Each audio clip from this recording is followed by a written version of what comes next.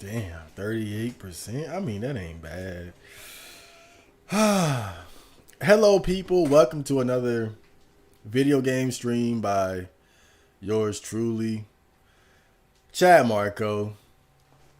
As always, just in case you guys don't know, all the video game streams done on my music channel will be transferred to the video game. I'm mouthing. Will be transferred to the video game channel after a short while. So if you want to keep track of these, just make sure you subscribe to the video game channel. But yeah, I just felt like playing some Resident Evil 2. I already did a playthrough of this on my gaming channel, but I really love this game. This is one of the best Resident Evil games ever, in my opinion. My only issue with it was the adaptive difficulty. I'm not gonna go into adaptive difficulty rant. But other than that, man, horror gaming at its finest. And I've been meaning to play this game again because I kind of one and done it, and this game really deserves more. But part of the reason why I didn't really get into it after completing it was that I had made the mistake of ordering the PAL version off Amazon, so I couldn't enjoy the DLC because if you don't know, you can play games that aren't of the correct region of your PS4, but you can't buy and down. Oh, excuse me. You can't buy and download DLC. And so I wasn't able to enjoy any of the DLC content. And so I was like, well, I'll just go ahead and just not play it until I get the American version. And that's what I did. And so now I can, it's kind of funny. Like I was not willing to continue playing without being able to wear these dumbass outfits. But seriously, these outfits are cool. Look at that. Like these are all cool. The only thing that bothers me is that Claire got more than Leon. And I got to talk about this a little bit. Because I noticed that that's kind of a trend. Because it's the same with Resident Evil 0. And not even just Resident Evil games.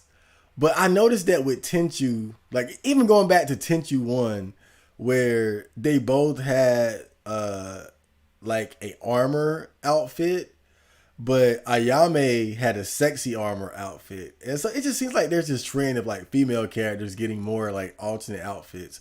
And I guess that makes sense because, the Japanese are pretty shameless about appreciating the female form. But it's like they didn't even give her any sexy outfits. Like they could have did better than this. Like, come on, bro. Like where is Claire in a bikini or something? But I guess you got to go to the mods for that. This is kind of whack though. I ain't gonna lie. I mean, not the outfits. Like the outfits are cool, but dude, it's 20. Like this game came out 2019, 2020 or something. Like there's no reason why you shouldn't have like at least eight outfits per character, dude. And especially like Claire, she should have some sexy outfits. Let's be real here. But now I do like what they did here with the throwback costume where they look like they're PS2 models. I mean, not PS2, but the PlayStation models. That's dope. Her no-R outfit is kind of whack though because they tried to give her like a male outfit. I think they should have went with like a I wouldn't say like a damsel in distress, but you know how in a noir film you would have like the detective guy in the slick outfit and the slick suit, and then it would be like the long haired sexy blonde in the red dress. They should have did something like that for Claire. Like they should have really emphasized. Like look at this manly ass shit. What the hell, dude? God damn, Capcom. Look at this. These masks. Now I do like the Elza Walker one. This is cool. Everything, I'm not saying it has to be sexy, but come on, like it's like they're blatantly just trying to turn you off here. Like this shit is sloppy. And then what is this? Vietnam? Now the Leon one is cool. Like Leon's like noir outfit is tight. Like this is a dope look, and this is cool too. Like this is really dope. Like they did a good job with Leon here. But I just wish he had at least one more to match her for. But that might just be my autism. Okay, I can begin now. I think I'm gonna go with Leon. Damn, hold on. This is a hard. This is actually a hard choice though. I know I'm gonna play Leon because when I did the playthrough, I did Claire Leon, so I'm gonna do Leon Claire for this.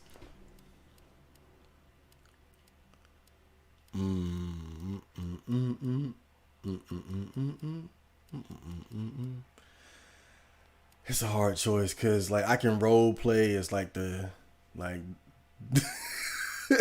I can role play as the brave country bumpkin sheriff or the smooth noir detective.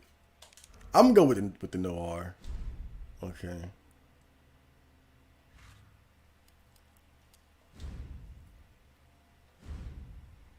Standard. Oh God. Ugh. I'm just gonna pretend this game doesn't have adaptive difficulty. I hate that shit so much. Adaptive difficulty. Kiss my fucking ass. Kiss my ass. Capcom. Look, man, I'm serious, okay? I saw this with my own eyes. Oh, I believe you, buddy. I believe you. Just tell us a story. Tell us a story. Okay, well, it was last Friday night. I was walking home from the bar. Oh wait, it's in black and white. I gotta change. I gotta. I gotta change that. Whoa. Okay, tell us, be honest now. How many drinks? I guess I'll let it rock like that for a little bit. Really had a buzz on. Oh, come on. Look, just listen, all right? She got closer, and I got a good look at her. You gotta see her eyes, her nose, her whole face. It looked like it was rotting. I'll probably just play this until my mom comes home. Sounds like my wife. I don't mind doing videos when my mom is home. Like I do the recorded playthroughs when she's here sometimes. But the thing about being live and streaming is that it takes up a lot of bandwidth.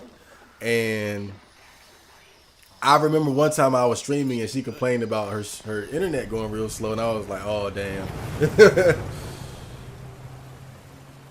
So that's why I try to avoid streaming when she's here. Because between her, me, and my brothers using the bandwidth up, yeah.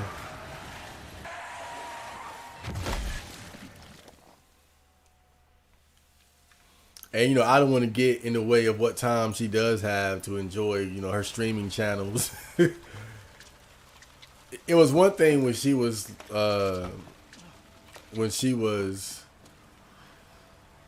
oh god, this black and white filter is kind of cool. Kind of reminds me of Night of the Living Dead. But it was one thing when she just was looking at DVDs all day or TV. But now that she's discovered the wonderful world of streaming channels, like it's Pandora's box, man. She can't go back. So now we're all sharing this bandwidth.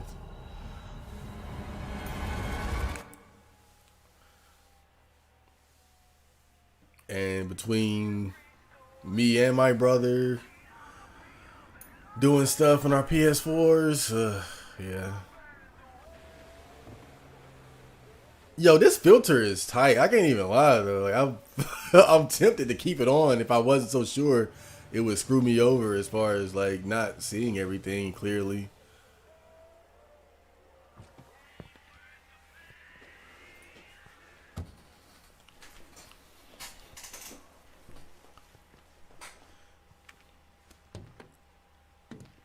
No one's around.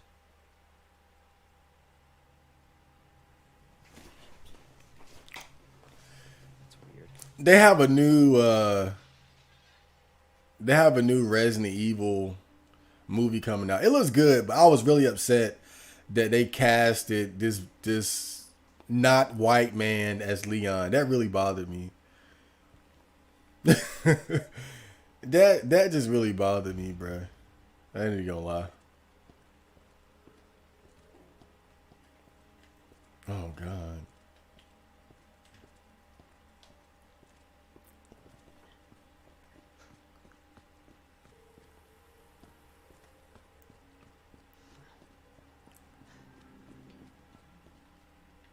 it just oh god, it just doesn't seem right, you know. I'm sure he does. I'm sure that the actors can do a good job, but Leon is just like Leon is a white character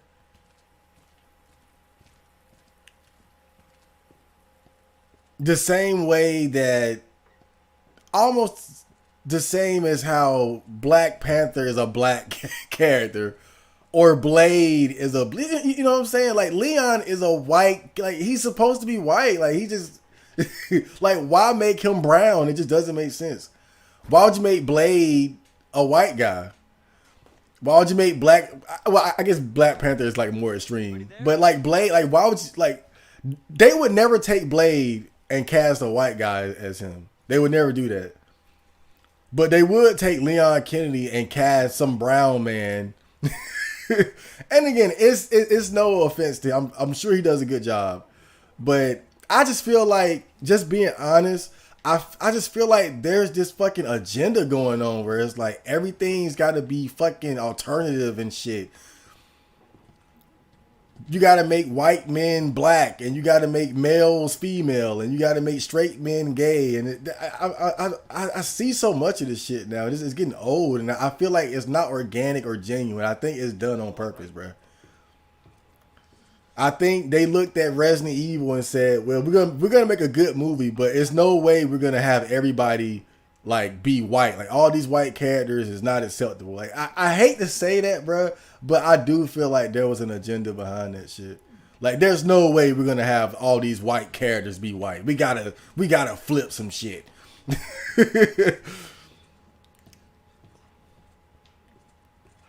But then they would never do something like that with like a Black Panther or something, and just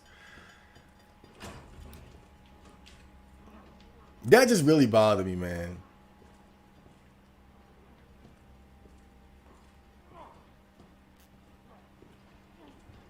Do I got a gun yet? I'll probably still watch it, and I'm sure it's good, but I'm sick of all these goddamn agendas, you know? Damn, just let Leon be why can't Leon just be a goddamn white man? Damn.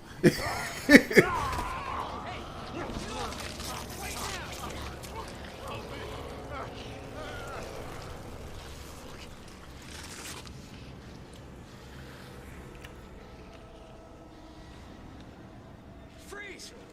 I'll shoot!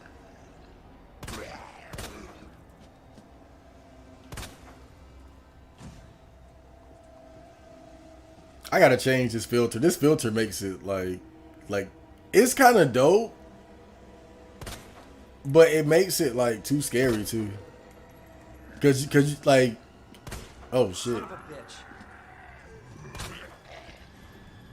I remember I was complaining about how many headshots they take. Oh yeah, I just made a mistake too by shooting that guy. I bet he's still alive too. Dude, I gotta turn this fucking filter off. This is gonna get me killed. This shit's gonna get me killed. What the hell? I better let me get this shit. How I take this stuff off? Let me see. Display, camera. All that being said, I'm still gonna watch it. I'm sure it's a good movie, but I'm just tired of these goddamn agendas, dude. Cause I know that it wasn't some genuine thing. I'm hip to the game now. I know it wasn't just this guy was just such a good actor, we had to get him. No. You didn't want an all white cast because white people are evil. I get it.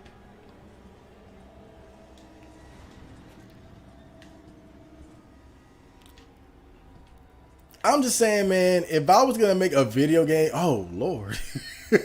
Look at that booty. All right, hold up. I got to get this damn this filter off, though, because it's going to get me killed. No, okay. Oh, God. I'm just saying, if I was going to make a movie about a video game or something, I would take pride in casting the characters to resemble the characters from the game as much as possible, you know. I would take pride in that. Like, if it's a black character, I'm gonna get the blackest. I'm gonna get the black. You know, if you got a Spanish character, fine, you know, go ahead and hire Danny Trejo. Oh shit. Oh shit, how you run? What the?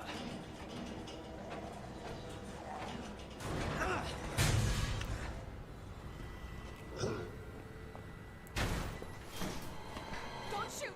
Get down! Wait, why does she have that outfit on? I like it though. It's her best alternate outfit. You alright? Yeah, I think so. Thanks. You can thank me later, when we're safe. Holy shit.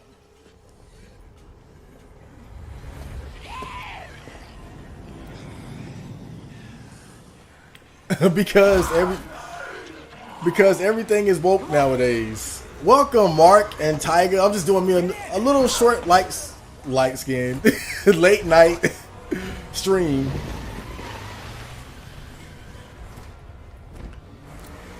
Because I really felt like playing some RE2. Because everything is woke nowadays. Yeah, I know. That's why it kind of upset me. Because I knew it wasn't an organic, genuine thing. I knew it was a diversity hire. Wait, you're a cop? Yeah, Leon Kennedy. You are? Claire. Claire Redfield. And that's really what bothered me about it. No. I can just see them right now. Like, we can't have an all-white cast. We can lean on each other. Like, if I'm casting the Resident Evil movie and, okay, we need an Ada, I'm going to find me a hot Asian chick or at least a cute Asian girl to play her. I'm not going to say, Ada, let's get a black girl. Like, no. I want the fans to see Ada and say, wow, they did a good job casting Ada. The Asian woman. The same thing. Oh, Leon, the young white man. Sheva Alomar, the young black woman. Like, I want the fans to appreciate my casting choices. But it's like they don't get that. Now it's all about freaking diversity. Everything's got to be a goddamn rainbow situation. Damn. It's upsetting because it looks like this new Resident Evil movie is actually like gonna actually stick closer to the original plot. In which, because you know the other Resident Evil movies starring Mila Jovovich, they went way left. I like those movies, but they went way left. And it's like, it seems like we're finally gonna get a Resident Evil movie that honors the source material, and then they do some shit like that. God, this is so unreal. Police station's not much farther. You'll know something. I sound like a racist white man. We're the only ones. Like, there's no survivors. But I feel like because I'm black, it adds more credit to my argument. Because I'm obviously not racist. I'm just calling this shit out. But oh well. I'm sure it's a good movie. And I'm sure Mr. Brown Man does a good job. Oh, God. Chad, you make a great Chris Redfield. Dude, I know. I know. I'm not even joking. I bought a green vest on Christmas Eve, and I was like, dude, if I buy some boots, I can do a pretty decent Chris Redfield cosplay. Like, I got almost enough stuff. Like, that green vest is like, I look so good in it.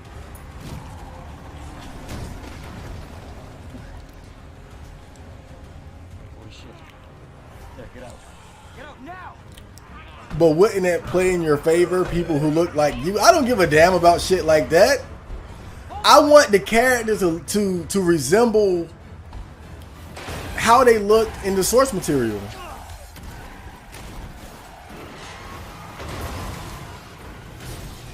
You know, people used to appreciate stuff like that.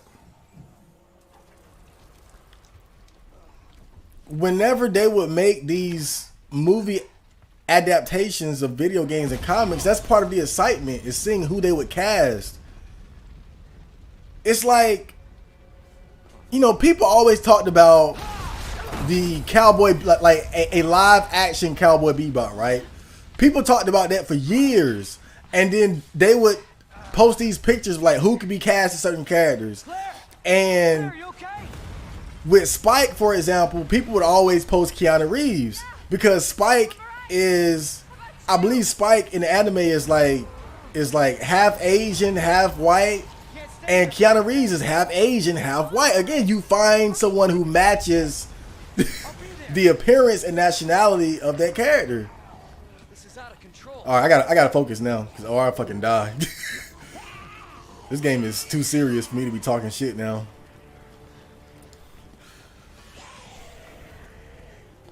The fun is over. Bruh.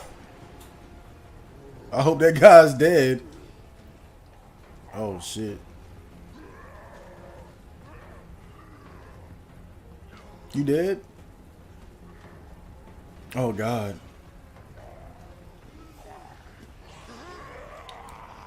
Wait. Where do I go? Where do I go? Can I cut through here? I can't cut through here. What am I doing? Where do I go? Ah! It's been a while.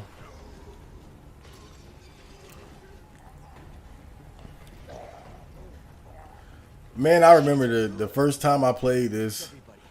Friender was getting on my nerves. Like he was trying to get outside. There it is. And I couldn't understand why, because he had already been outside and used the bathroom.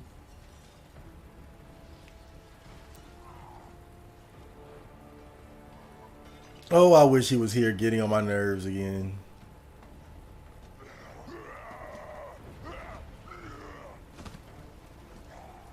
Oh, we got a challenge.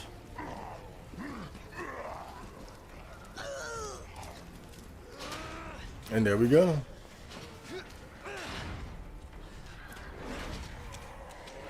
Flim, welcome to the party. Finally. Yeah, it's been a while since I streamed some gaming.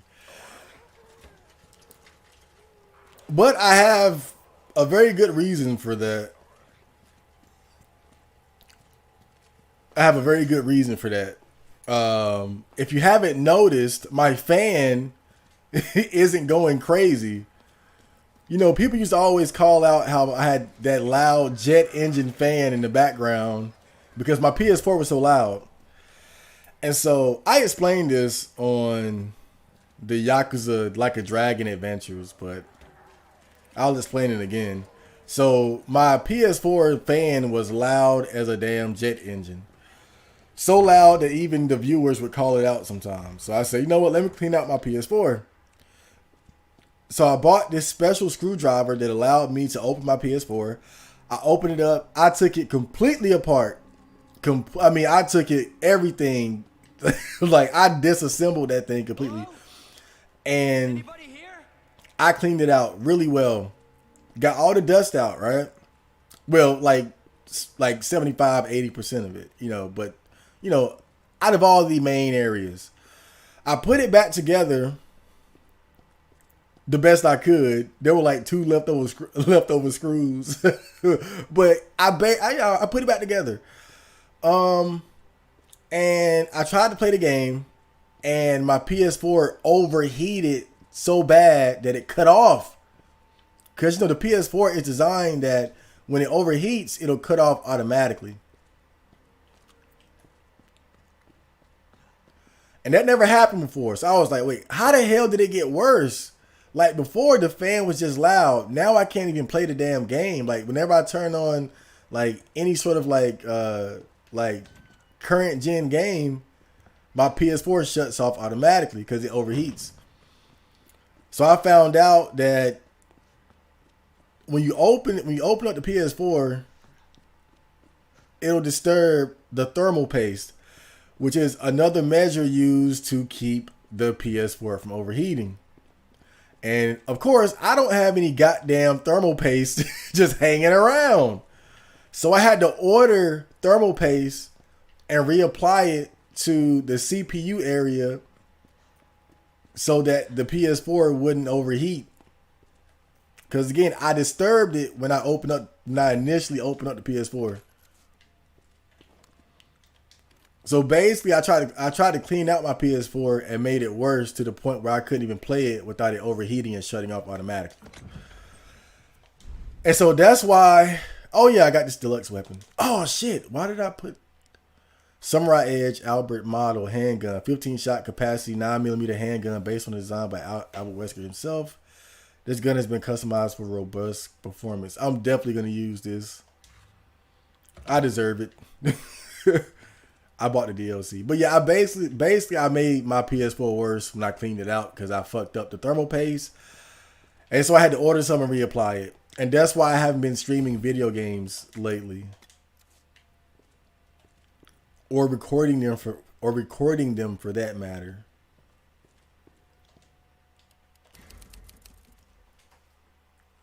Because I had to order it and I had to wait for it to show up. I had to open the PS4 again, apply it.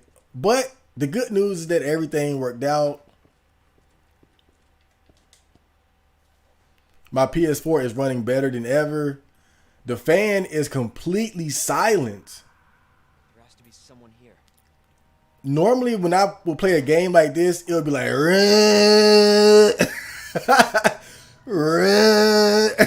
that bitch was loud.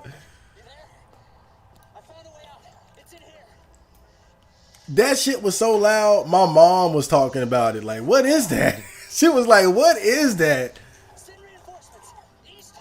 I said, oh, that's my PS4. She was like, damn.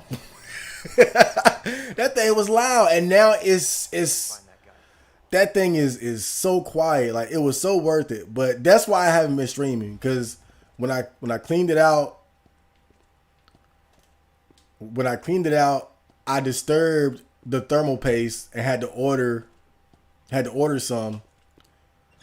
That took a while, and then I had to reapply it and all that shit. So that's why I haven't been streaming. But now we're back to regularly scheduled programming.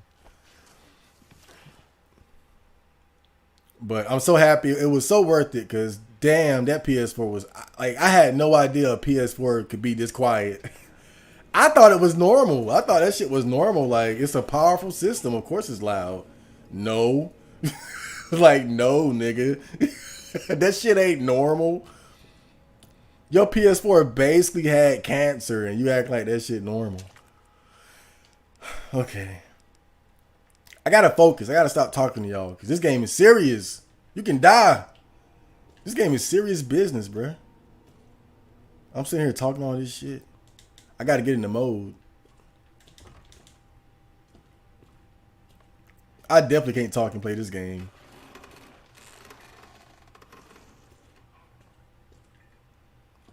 I thought maybe putting on this noir outfit would make me feel better, like braver, but I still feel vulnerable. Like, yeah, I'm a hard boiled detective. I'm trying to role play, right? I'm a hard boiled detective. And I still feel like a scared little bitch ass cop. Oh, the stream went out. Oh, I'm so glad I caught it. I caught it early too. Hold up. Let me see. Oh, dude. Let me see. Deactivate, activate. There we go. See, that's the good thing about having experience. I caught it right when it went out too. See, before, whenever the stream would die, I wouldn't have OBS up, so I wouldn't catch it a lot of times. And so people be in the chat like the stream went out, and I just would be paying attention. I caught it that time early. You can't beat me now. Okay. Why is it so hard for me to say hard boiled detective? Is that what they say? I'm gonna shoot this bitch in the ass. Okay. What you got? Oh.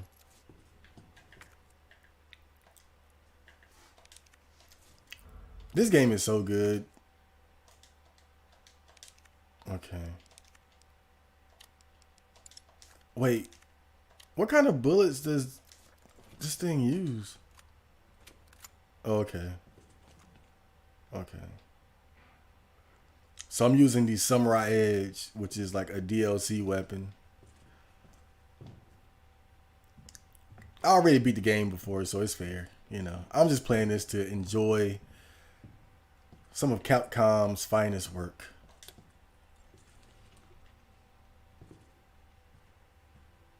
Oh, okay. This is nice. I think Spike is Jewish. His name is Spiegel. He has curly hair, and his gun is a Israeli weapon, Industries Jericho 941. Damn. And he got that nose too. Like his nose is pretty big, you know. Jewish people are known for that distinct big nose. A Bella Danger.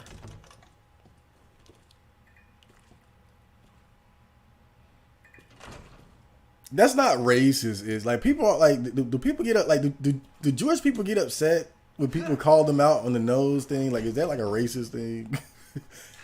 You know you gotta be careful now. People are so damn sensitive. Like you say, oh, Jewish people have big noses, and people might take that the wrong way. Like damn.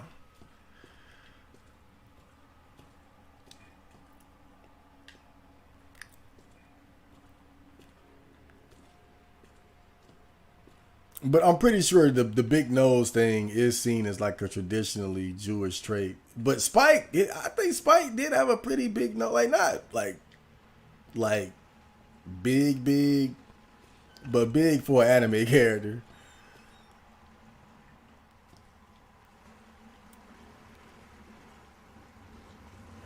Or it might have just been the fan art that I've been looking at.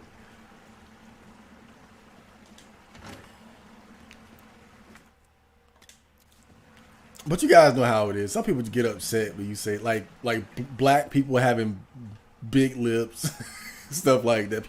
Nowadays, people just get so upset about anything.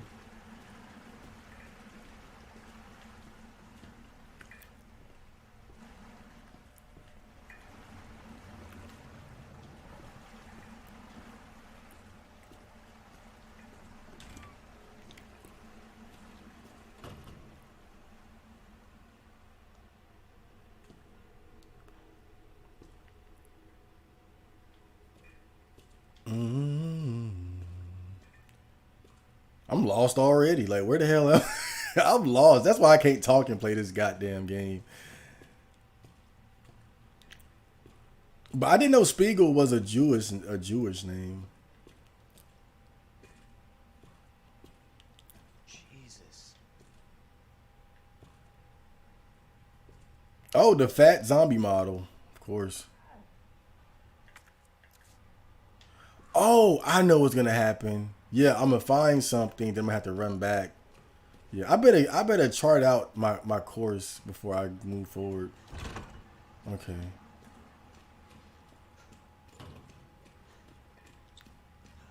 I just remember what's gonna happen.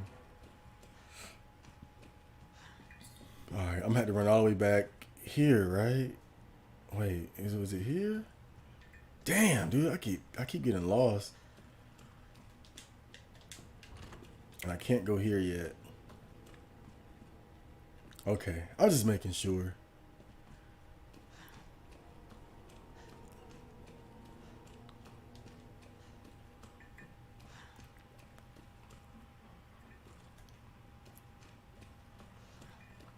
I bought a flashlight.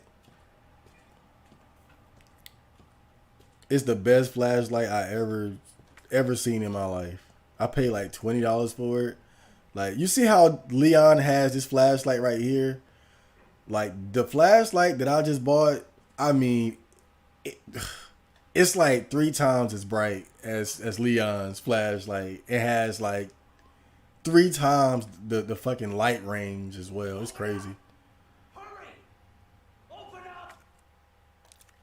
I'm gonna equip this first. Open this goddamn door! Oh, I thought he was getting up. Okay, I got you, dude. I just got to get my bearings. Like, it's been a while since I played this shit.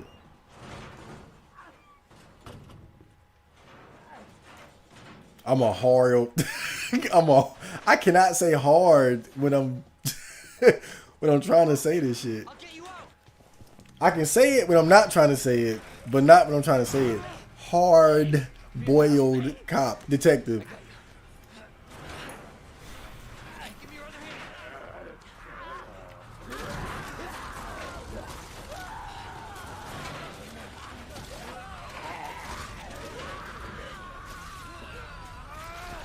hand. Bye. Y'all be like, bye. That's not a I'm gonna try to help you moment. That's a bye. Well, like, what are you gonna do, Leon? You gonna patch him up so you can take him to the hospital later? Oh God, I remember when I first played this, I was like, "What is this? Is this dude 5?" Because he draws like a kid. I mean, I draw the same way, but still, I just thought that shit was whoa, fuck, ah, shit,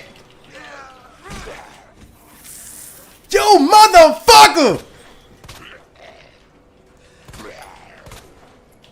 Now I'm infected, bitch.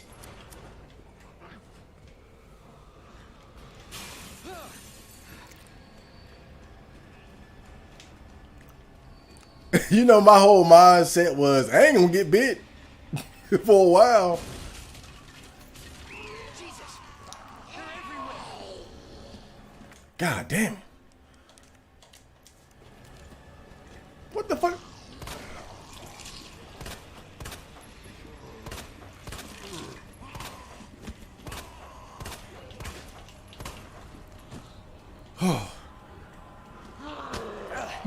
Dude,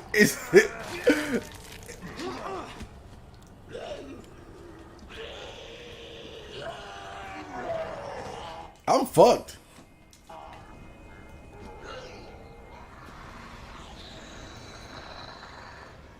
I'm sitting in here with this dude. No bullets. God damn it. Already? Dude, what happened? What the fuck? What happened? Like, shit fell to pieces that quick. I don't even remember that part being that crazy. I feel like I did better the first time I played it. I'm sitting here, a seasoned veteran, and I get fucked up like that. That didn't seem right. I must have did something wrong, because that didn't even seem right. Well, we're starting from the gusto.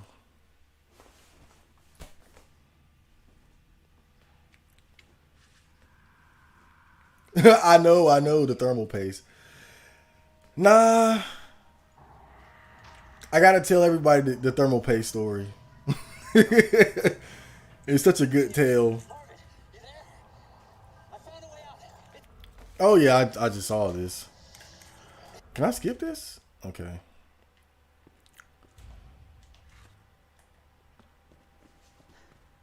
That was so serious, bro. That's why I know, like,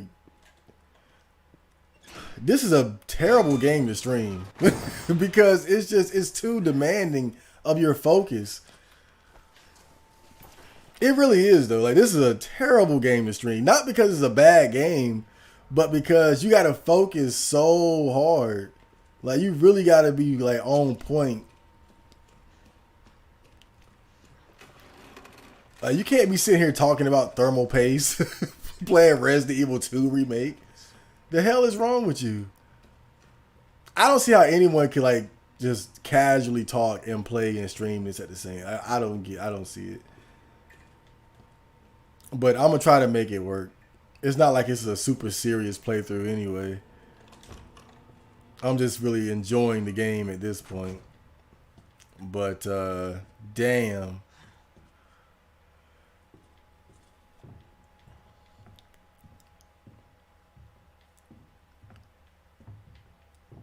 Yeah, cause that's the only explanation for why I got caught up so bad back there. Cause I don't remember going out like that when I first played this. I might have been a little overconfident, but still, that was really like that was so bad. It kind of felt like I don't know. It felt like overkill, but it's not supposed to be that, because it's still early in the game.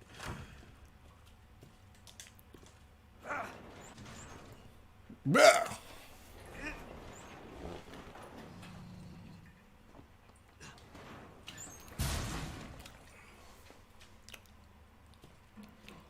Oh yeah, part of it might be that I shot that dude like 8 times in the face. I straight emptied the clip on him.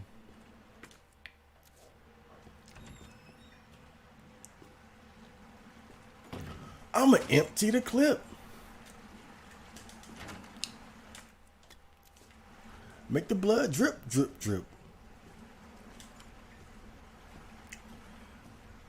So about that thermal paste. Oh boy. That goddamn thermal paste. But I still don't know,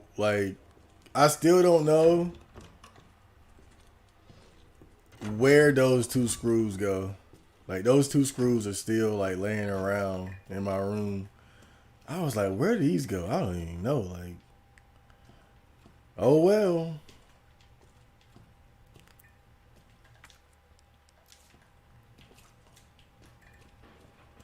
But you know how it is. You can afford to not put all the screws in.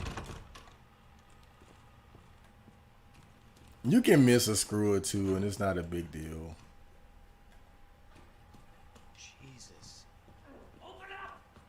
Hurry! Open up! Open this goddamn door! Wait, so how did I die? Like, I didn't die. I saw the writing on the wall, and I loaded it up before I met my untimely demise. I was so distracted. I don't even know what that man gave me. Okay.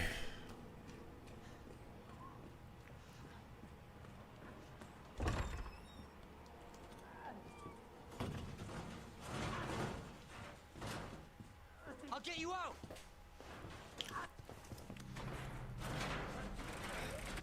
Okay, so we seen this guy get all fucked up. Wait, did he just give me a notebook? I got something else, right? A well-worn key. Wait, that's all he gave me? That's it? Alright, I'm gonna hold it down. Shit. You know what? Damn. Okay.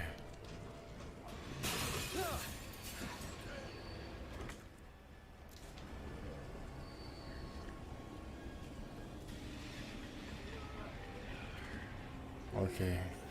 Stay calm, stay calm. Alright, don't go in the bathroom.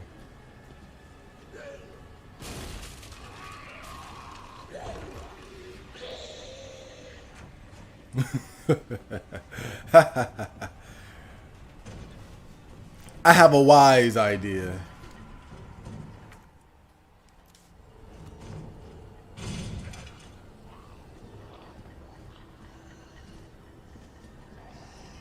There's a lot of zombies out there, bro. And it's early.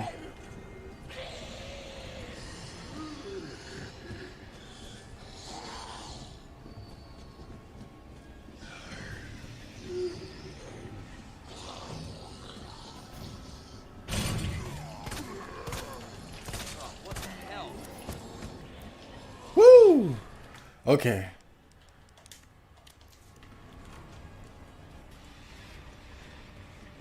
High risk, no reward.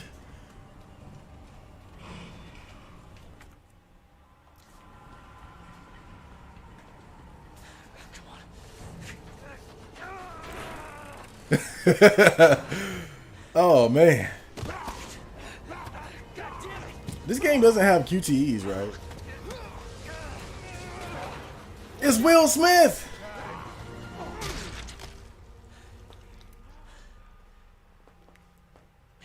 You're safe. For now. Thanks. Marvin Brown. Leon Kennedy. There was another officer I couldn't.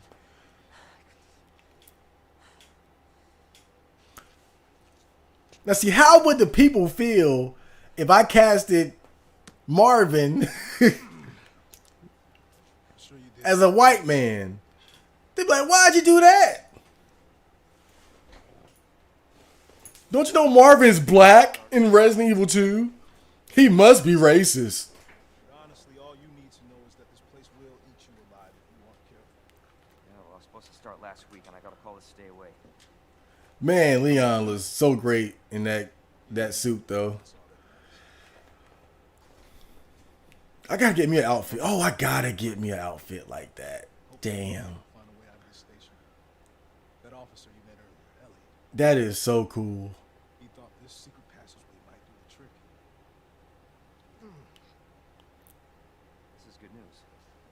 We can get you to a hospital. No, I am not the priority here. Lieutenant, I'm not just gonna leave you here. I'm giving you an order, Rooker. You save yourself first. I'd come with you, but I just slow you down. Now, you'll need this. Can't take it. Stop. And don't make my mistake. If you see one of those things, uniform or not, you do not hesitate. You take it out. Or you run. Got it? Yes, sir.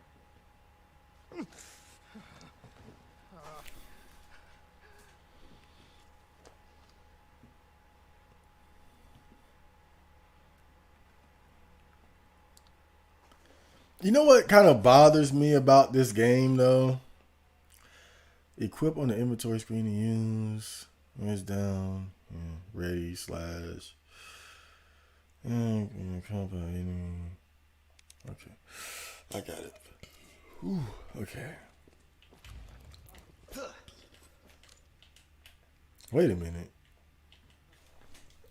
Alright, I got that, but... Okay.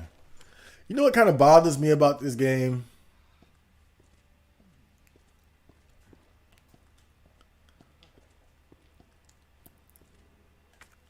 And I don't mean to go on all these rants against woke culture, but I do feel like this was intentional.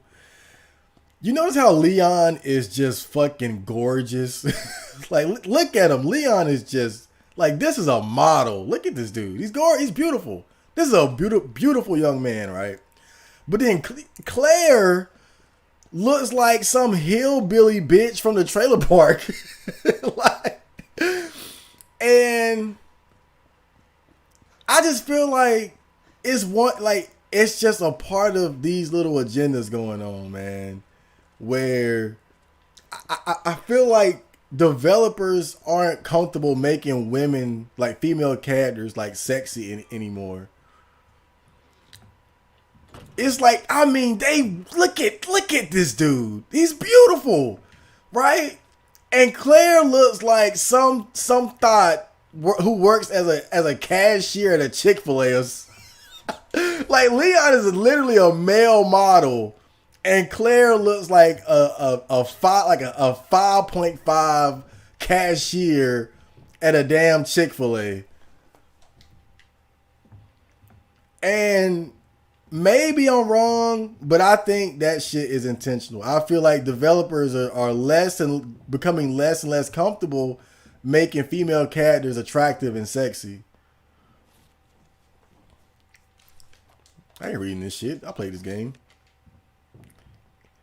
You know, and you could even go back to the Final Fantasy VII remake, where they gave Tifa a damn sports bra.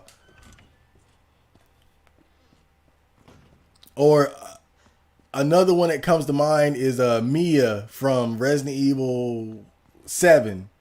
I mean, again, she looks like some barefoot and pregnant trailer park trash. Some barefoot pregnant trailer park trash hoe. I mean, you would never see girls that unattractive in these types of games before. Like, everyone used to at least be cute. Rebecca, Jill, Sheva. And now it's like everything is about just making girls look plain instead of really going for like making them like memorably attractive. Like, who the hell says Mia is my favorite Resident Evil girl? Like, no one. Like, who would pick Mia over any of the other Resident Evil girls to bang or to waifu up? No one. This is not how I imagined my first day.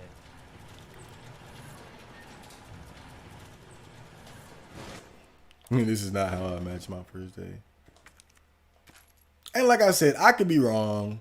Maybe I'm overthinking it, but I do think there's an issue in the industry where developers are not comfortable making female characters attractive. Like they used to really go all out with the fan service. You know, if Final Fantasy VII Remake was made in 1999, Tifa's titties would be bouncing all. Her titties would be just bouncing all over the place, bruh. With no remorse. With no remorse. Claire in this game would be very attractive. I ain't saying it like she's like completely ugly or anything in this game, but it's like it seems like they went out of their way to make her look like a plain Jane, like a realistic plain Jane, and yet with Leon, he's just fucking gorgeous. It doesn't make sense. Cause if Leon wasn't so attractive, then I could think, well, that was just the direction they were going to make the characters look more average. And I kind of understand that. But to make him a male model and her a barefoot and pregnant trailer park trash type girl is like, it doesn't make sense.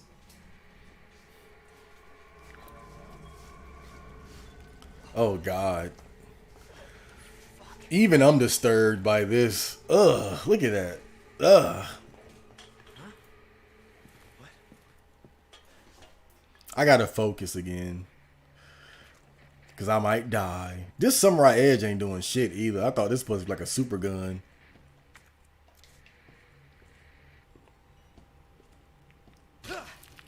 Barefoot and pregnant. I hope you guys know what I'm talking about. Like, barefoot and pregnant. Like, whenever I think of like barefoot and pregnant, I just think of like a chubby 5 out of 10 white woman who comes from the trailer park area. That's what Claire looks like. Just skinnier. Like, she's not fat or chubby, but her face is just so average and like not, you know, like she's not the type of female video game character that guys would like waifu up, you know? Like, yeah, that's my waifu. That's my, you know, I love her, or you know how us weirdos do.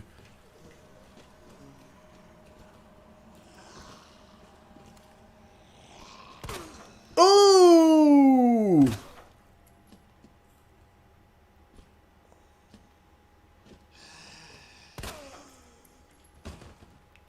Yeah, bitch. Noir.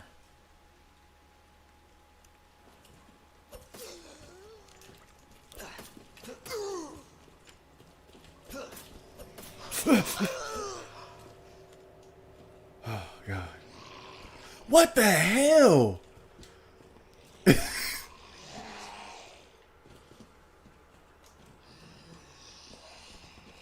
Dude, look at... God.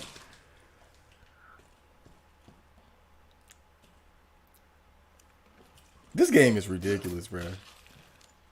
I love this game, but I'm starting to remember like some of the bullshit as far as like how durable these enemies are, man. I shot her like 3 times in the face and then sliced her up.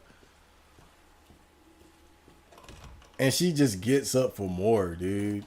Like, what is that? Cold drinks. Could you be any more generic? Check email after the stream. Also, when is the Patreon song dropping? I'm not sure because you know my schedule is always so half-assed. But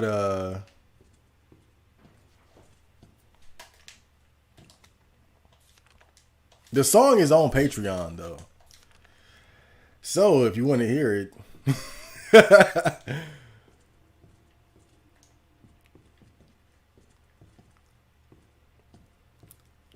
You know, I had the Patreon up for a while, so I was like, I should probably upload something for the Patreon. The few Patreon supporters that I have, I should give them like a special treat. So they're going to get early access to a few songs before the YouTubers and the SoundClouders do.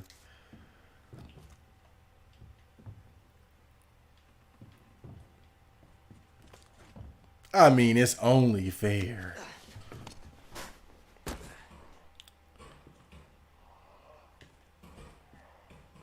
Are you gonna get up? Okay.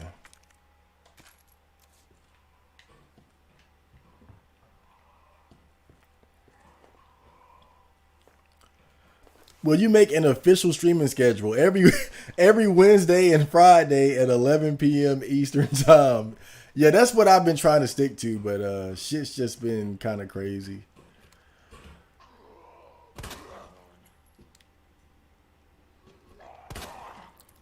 But that's probably what I'm going to go back to.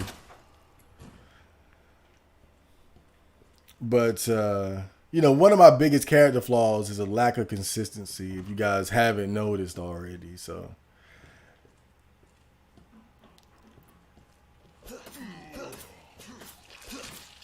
Fortune favors the bold.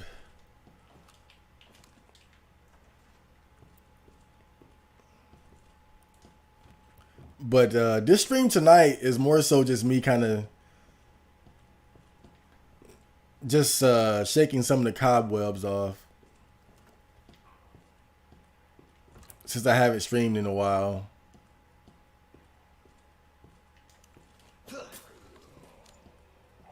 I play this game in such a lame way. Like, I'm so careful.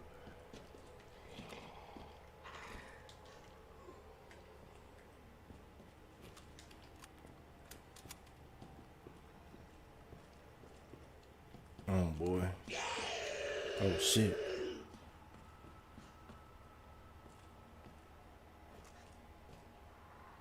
Did he see me? Oh, yeah, he saw me. Damn. Ooh, every time I miss a shot, it hurt. It really hurts in this game.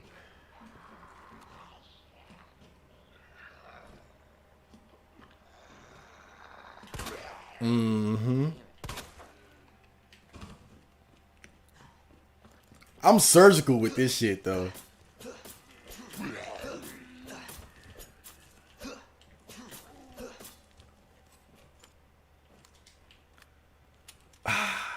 I'm starting to get a feel for it again, though. Headshots and knife combinations, you know? That's why my casting choice for Spike would come down to either Jonah Hill or Seth Rogen. Jonah Hill or Seth Rogen. Get out of here. I heard that the live action Cowboy Bebop got canceled already, though. I'm going to still check it out because I bet it's just hilariously bad, but I might even do a review of it or something. But yeah, that shit got canceled already. Not that I'm surprised. I mean,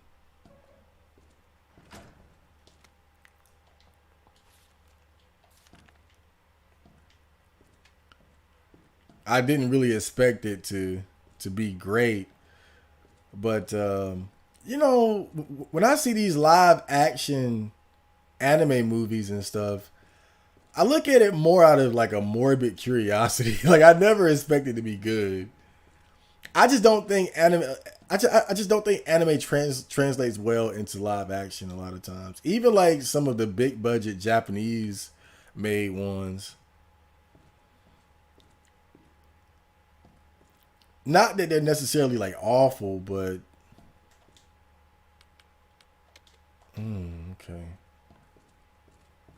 So I don't have any ones. Oh, I do have the one. Okay. But yeah, not that they're necessarily awful or anything.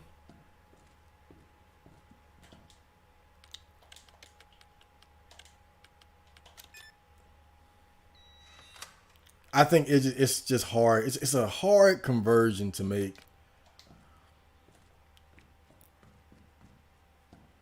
I said this before, but it's like how the hell do you make a Dragon Ball Z movie and cast Goku? Like it just seems impossible.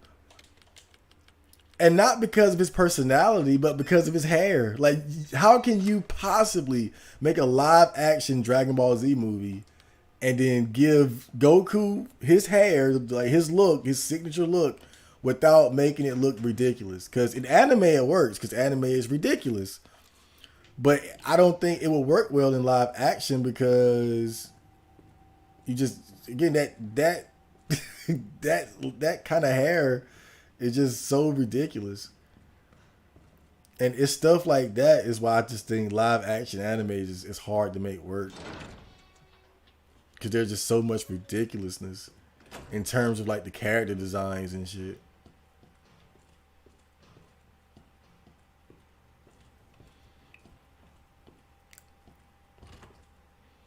But I will say this, those Rurouni Kenshin live action movies are pretty good. I'm not gonna lie. That and Gantz. Oh boy.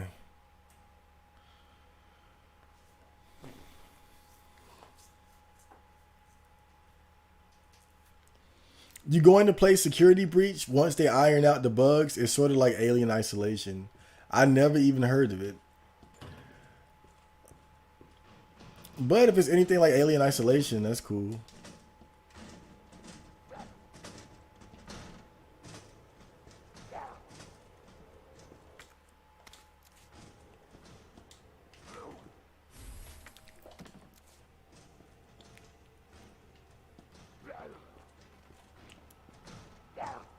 I definitely like me some Alien Isolation.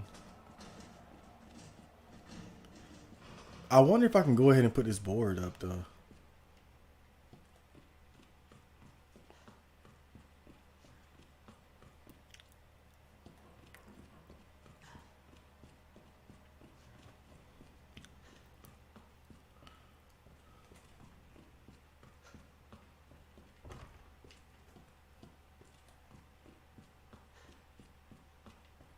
I'm trying to find somewhere to put it, but I can't.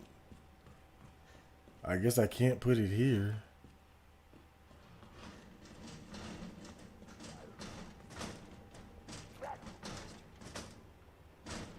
Oh, I shouldn't. I shouldn't make the situation any worse. I shouldn't escalate this beef.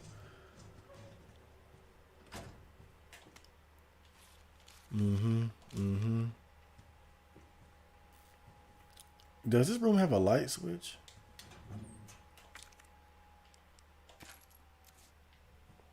Oh God.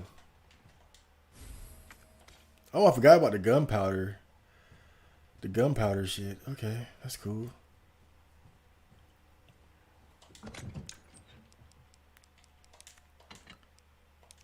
Oh God, this game is. I love this game, but damn, dude, you got to be so focused. I forgot like how focused you got to be playing this shit.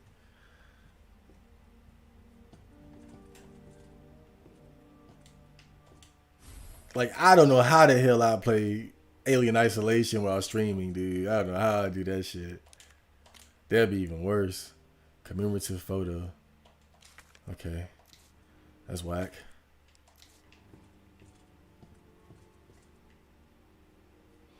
Oh, I forgot. I downloaded the original soundtrack DLC too, like the Resident Evil 2, the original RE2 soundtrack DLC. I said DLC. DLC. My voice went out. Okay.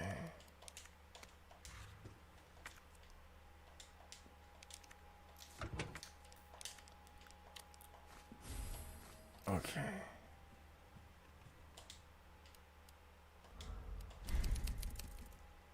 Good job. I'm gonna see if I can't change the swap some music sound effects with the original versions.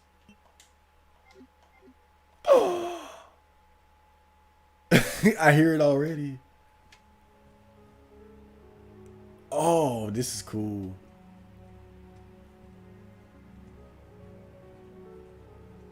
This is better already. Like, what? They should just kept the original soundtrack. Damn. Like, this shit's all over what was just playing. Wow, that's cool.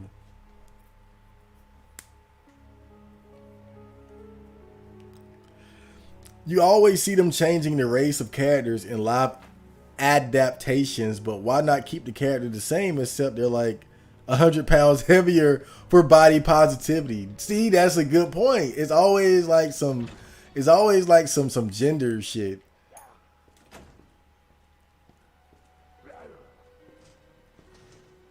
Like they just made Superman bisexual. Okay, but why not have Superman be 300 pounds? Like this Spider-Man, but with an eating disorder. Like, man, Spider-Man, he can't put them damn Snicker bars down. Man, I just missed 2 shots. Oh shit. Oh. That's not good. Oh shit. Stay calm. Oh shit.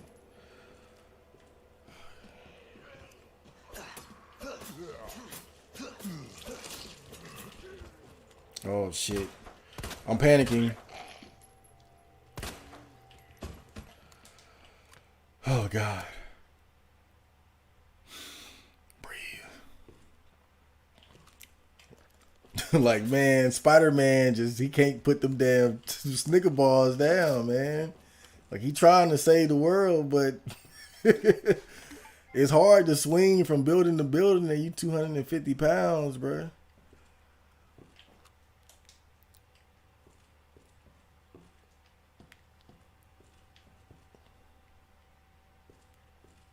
Or what about Superman, but he's an incel or something? Like he can't get laid. Like he's like an ugly Superman. I mean, it's so many different things you could do to make characters like different or unique from the original source material. But that's why I feel like a lot of this shit is just an agenda. Because if you want to be original, there's no shortage of things you can do to alter the character. Whoa. All right. I think he's dead. Well, dead.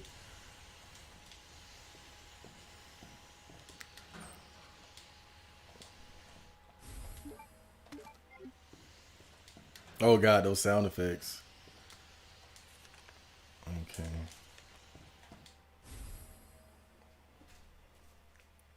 Mania? Sonic Mania? Yeah, Sonic Mania is still on the schedule.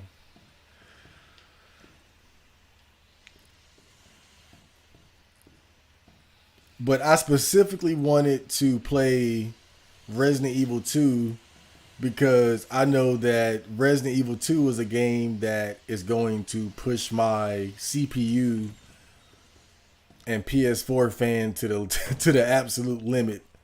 And I wanted to make sure that even while streaming, my fan would stay quiet. You know, Sonic Mania really wouldn't be a good test because even though it's technically a new game, it's not a game that's very demanding on the console. So it doesn't make my fan go crazy anyway.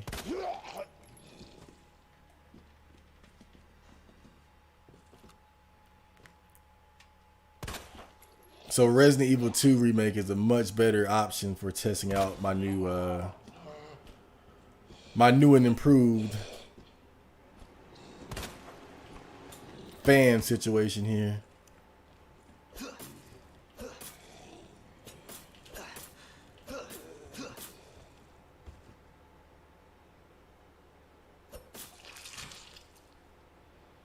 Oh boy. I don't know if it's the Samurai Edge, but I feel like safer. I feel like I'm really cleaning house today.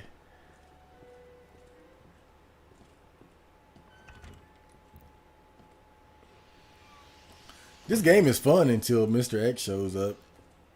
But I'm glad I'm not going to have to deal with him tonight. So I can really just chill out with you guys and we can chop it up. Especially now that I'm getting the hang of this shit again. Oh, nice. Bullets.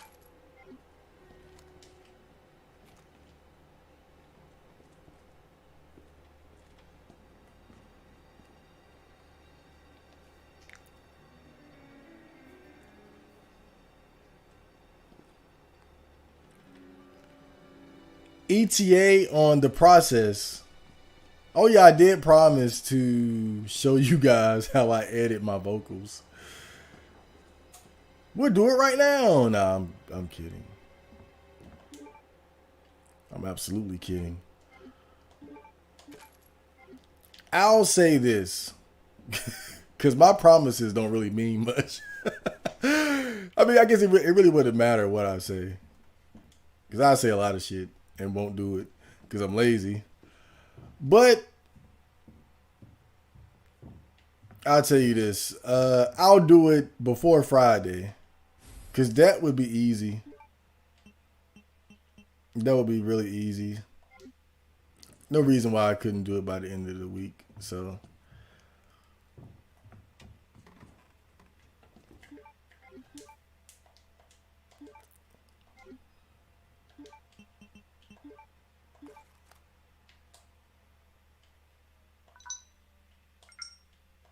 what the hell? Dude, I totally forgot how to do this shit.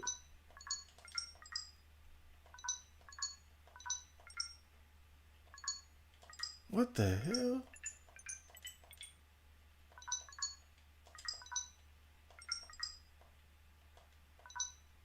What?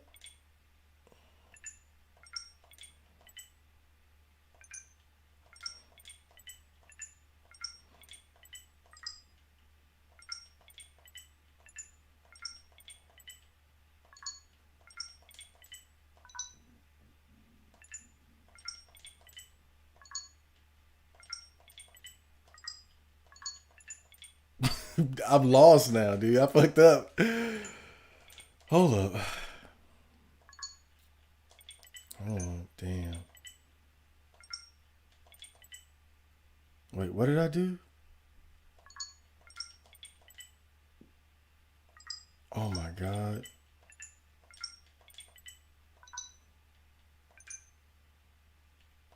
Damn. And I keep forgetting like which ones I hit too. There we go. But yeah, I'll do that. I'll do another episode of The Process this week. Because that wouldn't be very time consuming. I just got to load up a project and explain how I edit my vocals.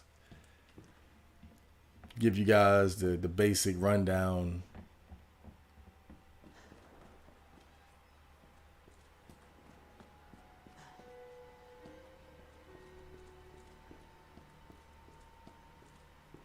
This is the first time I can hear my fan now. It sped up a little bit, but it's still not Like loud, loud.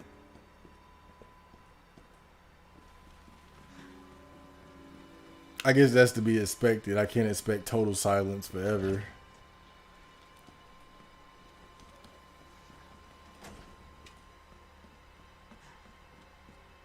But that's a reasonable volume. I would say that it's a much more reasonable volume. I gotta put something up and grab that key though.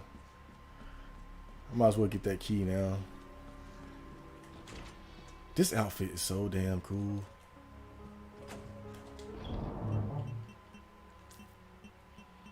Don't have the shotgun yet, so I'll put all this up. An outfit like that to wear anywhere, dude. Me and my friend, me and Fresh, we were just talking about this shit, like wearing suits or like fancy clothing, like just casually. We were talking about how, like, you got a lot of people who are involved in criminal activity and they wear a criminal's outfit. Baggy pants, white tees, bandanas, fitted caps, and shit like that. Like, you know, you dress like a damn drug dealer. Not to say that, like, anyone who dresses urban is a drug dealer or trying to dress like a drug dealer, but you know, when certain people or law enforcement in particular, like, they, you know, we judge books by their cover a lot. It's just the way we are. And so me and my friend, we were just talking about how, like, if the cops saw you and you were dressed like Leon, they might think, oh, this guy just got out of church or he works for some type of business or something like that, you know? And so if you were like, we were basically talking about how, you know, if you were involved in criminal activity or were a drug dealer or something, instead of dressing in urban casual attire and having like long dreads and shit, you know, if you walked around in a suit, people would definitely not assume you were a criminal. I'll just put it like that.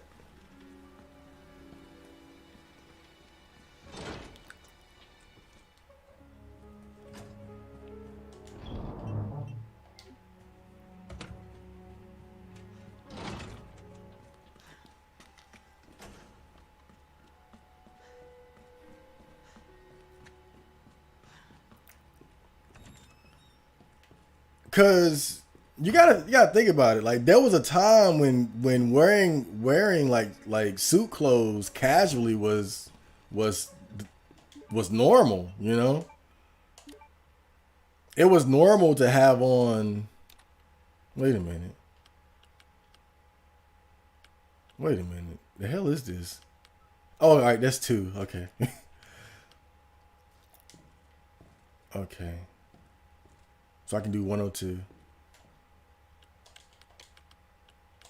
But yeah, there was a time when it was normal to wear a tie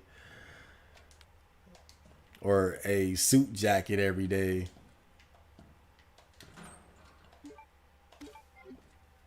And we were just talking about bringing that back.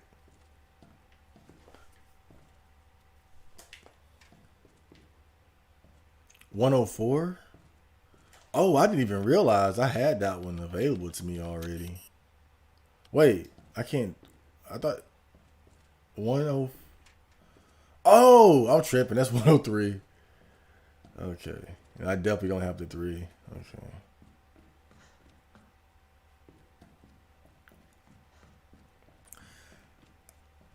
I mean, of course, it's not like I'm a criminal, so the whole purpose behind dressing like this that we were talking about wouldn't really be applicable to us, but we were just talking about it.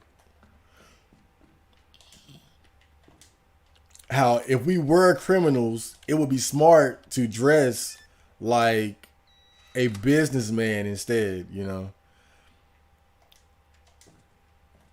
Instead of dressing like a black drug dealer would, or how police officers or law enforcement would expect us to dress, we could instead dress like we just got out of church, or we work for some type of like professional business. You know, it would help us stay under the radar.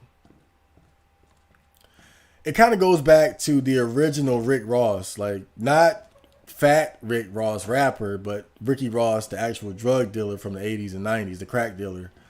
You know, one of the reasons why he was able to stay so low key was that he wasn't very flashy. He didn't wear like fancy clothes and drive like expensive cars and stuff like that. He didn't wear suits either, but his thing was he always dressed like a bum.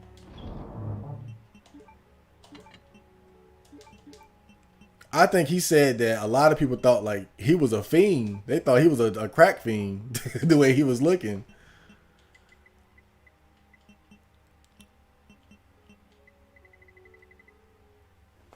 Wait, I thought I just put... Okay. Oh, I see what happened.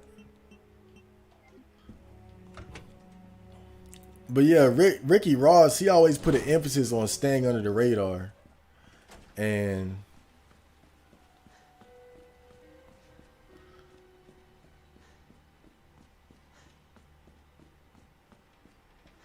that's basically what we were talking about. But yeah, I wouldn't mind dressing like this though, like even casually. Like it'd be kind of cool just to switch it up. I think if I ever get to the point where I have to reinvent myself as an artist, oh shit. What in the... God damn it. The liquors are here. But yeah, if I ever have to reinvent myself as an artist, I'll go for... I might do the whole suit and tie thing. Like Pitbull. Oh, God, that's funny. Mr. Worldwide.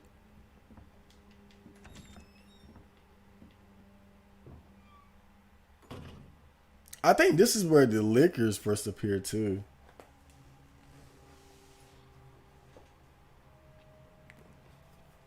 The funny thing is, they can still make them attractive and satisfy the woke crowd whom doesn't even purchase the game by having them moderately dressed. Yeah, I think it's one of those things where they're kind of overthinking it, you know, because you still have games that are that have no concern for this whole woke culture shit, right? You still have games that make the female characters very sexy, like a few months ago, I started playing Street Fighter 5, and oh god, that's kind of creepy. But yeah, I started playing Street Fighter 5, and I did not notice how sexy they made those girls. Cammy, Chun-Li is thick as fuck. Like Chun-Li is ridiculously thick. I mean, they made her porn star thick, bruh. No joke.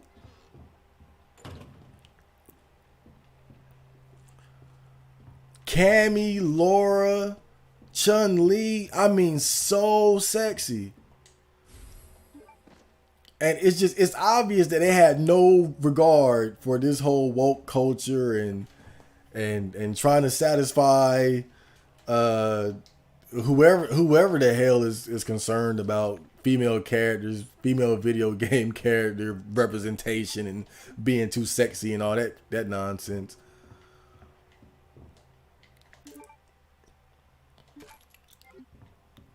But my point is when developers ignore the noise surrounding these issues, nothing happens. No one really cares. You know, people might comment on it here and there. Like, I saw a thumbnail for a video that was like, is Chun-Li too thick? But, you know, that's about all you're going to get. Like, people really don't care. They don't care that much. Like, it's not like making your female video game character sexy is going to bring your company down or anything like that. It's not that serious. You just got to not care. You got to stop giving a fuck and just do what you want to do.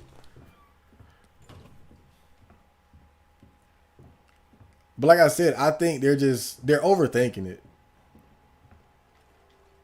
Maybe thinking like they'll get in trouble or get called out or something like that. And maybe somebody will mention it, you know?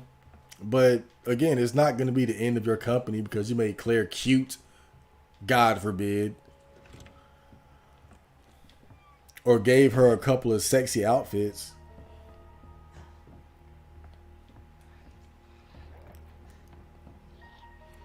I think I'm going to fall through one of these. It's Marvin. I need you back here ASAP. Are you okay, Marvin? I've got something to show you.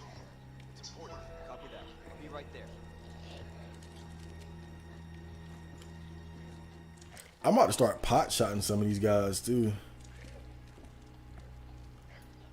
I'm in a perfect position to get these motherfuckers.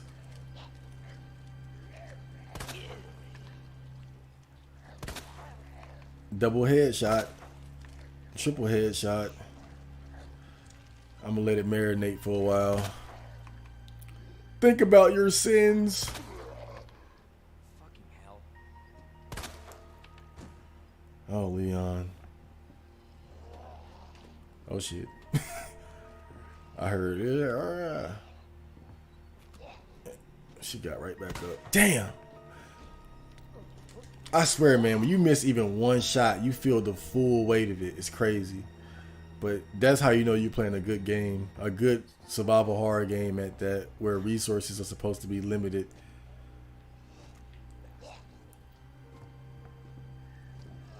Because I feel bad every time I miss a shot. Every time I miss a shot, like I feel it. Like I just dropped $5 and it disappeared immediately.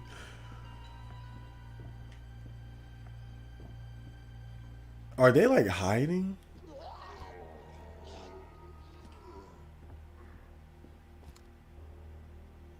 I'm just stay here for a while.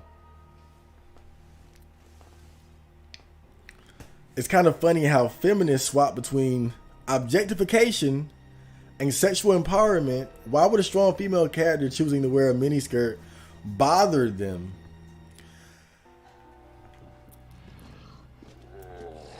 Maybe within feminism you might have different like groups. Like maybe some are just more, maybe some are more for the, like, I guess it's possible that some of them are on the side of being genuinely against female objectification, right? I mean, that's possible. And then some of them are more on the side of sexual empowerment. But it's hard to say, because when you say something like feminism or the feminist ideology, you know, you have different levels to it, where some are going to be more extreme than others. But obviously it's problematic when you have cases where like they're trying to have the best of both worlds. Like, I don't want you to objectify me, but I will objectify myself. Like, that's when it gets silly. But if you take a side, then it makes more sense.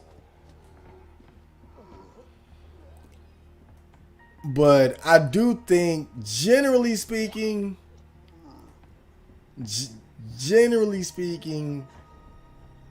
women do tend to want the best of both worlds, because they benefit from I could have sworn you fall through the floor here. But yeah, because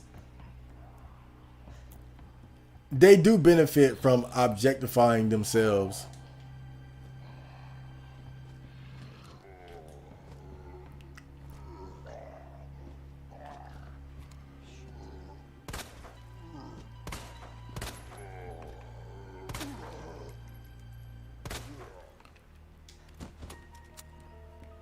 But at the same time, they don't benefit when they might be less attractive.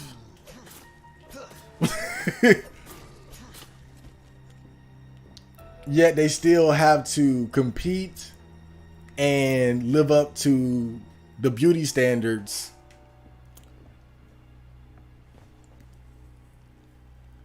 that are set for them.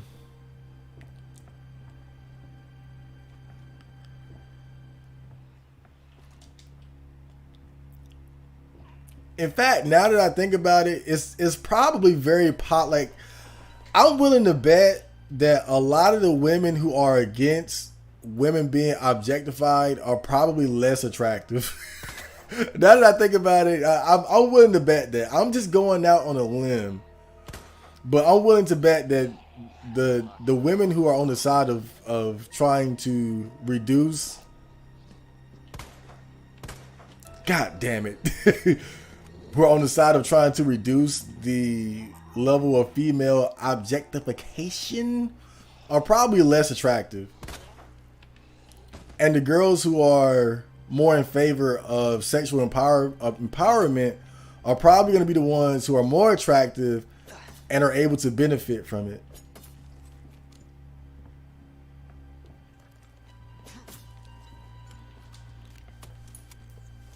Because if you can't benefit from it, then it's only going to get in your way.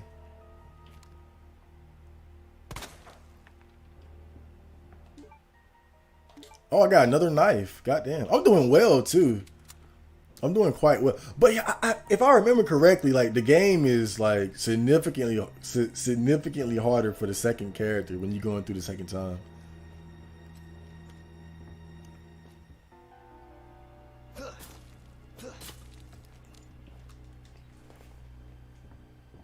Because you would think the game would be designed in such a way where it's like, it starts off easy, then it gets harder, then you beat it with that character, you play the next character, it starts off easy, and it gets harder, but it's not like that. It's like, when you go to that second character, it's like, the difficulty, like, it's like still getting higher. Like, instead of starting off easy, it starts off in like a more medium zone.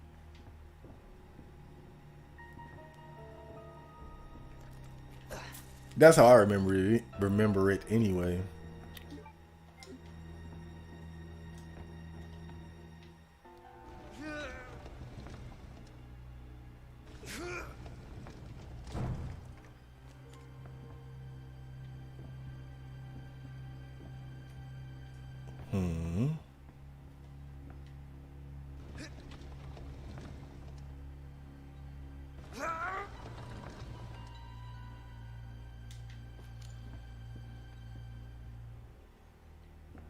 Wait, that's not right?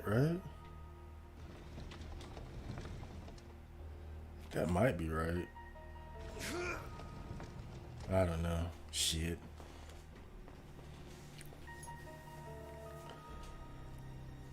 I played around with vocal stacking, but haven't used it yet. I was wondering what exactly you do to make your voice merge with the track. I assume it's a low reverberance reverb. I don't know. Man, that's why I'm just gonna have to show you, because the approach is really, it's similar, but it's also different every time, because every song is different. Every song is different. Every beat is different. So that's why I'm saying, like, it's hard to really break it down to a science. Like, there are a couple things that I do consistently, but you gotta understand that every song is different. I think that's one of the main things. So it's like, it's an art in of itself to even figure out like what's gonna work for that particular song. Just great.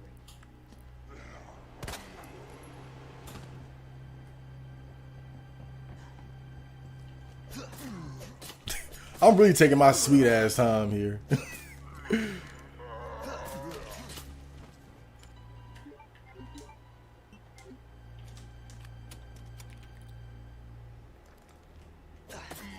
Oh shit, he's still alive. Dude, I just cut your foot off.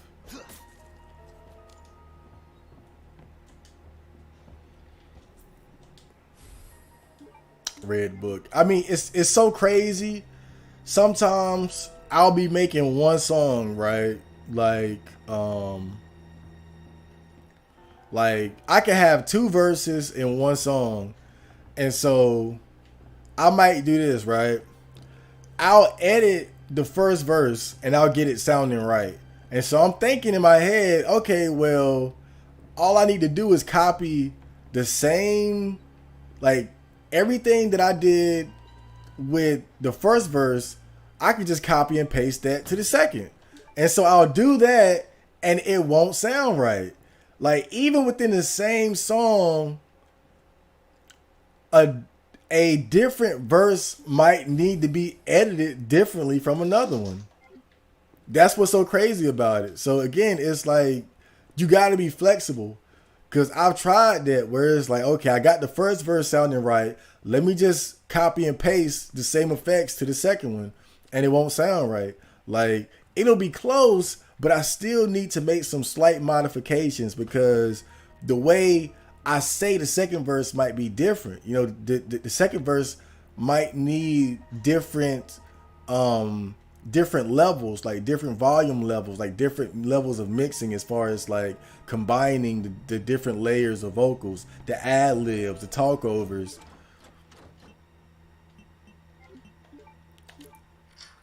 So you got to be flexible. But I think showing it on the next episode of the process is going to give people an idea, at least as far as like how to, like my approach. But even with showing you, even now I can tell you that you want to be flexible more than anything else. There you are. Come here. Take a look. Yes. I knew she'd make it. Claire, barefoot and pregnant herself. Name's Claire. I came into town with her. You can get to that courtyard. Through the second floor. East side. I'm on it. Thanks, Lieutenant. I don't know how, but it seems like cleaning out my PS4 has not only made my fan run smoother, but it's like even streaming, like I'm looking at the CPU usage on my laptop, and it's very balanced. Like it's hovering around like 30 to 40% while streaming this, which is fairly decent. It's even going as low as like 28%. So it seems like cleaning out somehow cleaning out my PS4 seems to have made my capture card stream smoother. Again, I don't know how the hell that works, because you would think that would just be that would only have something to do with like the power of my laptop, but it does seem like cleaning out my PS4 has had an effect on my streaming capabilities a little bit. My CPU is very balanced. Normally it'd be around, like playing a game like this, it'll be around like 40, like 40, like really hovering more around 50 instead of 30% in terms of like CPU usage. That's hard to say. CPU usage. Ah, boy. I'm really just chilling playing this game. Like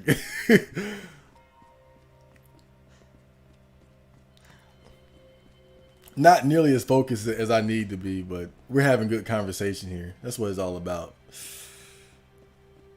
Good conversations, good video games.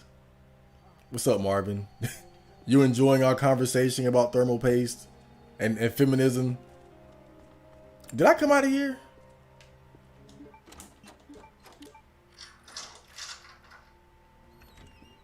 Oh, I don't want to go in there yet.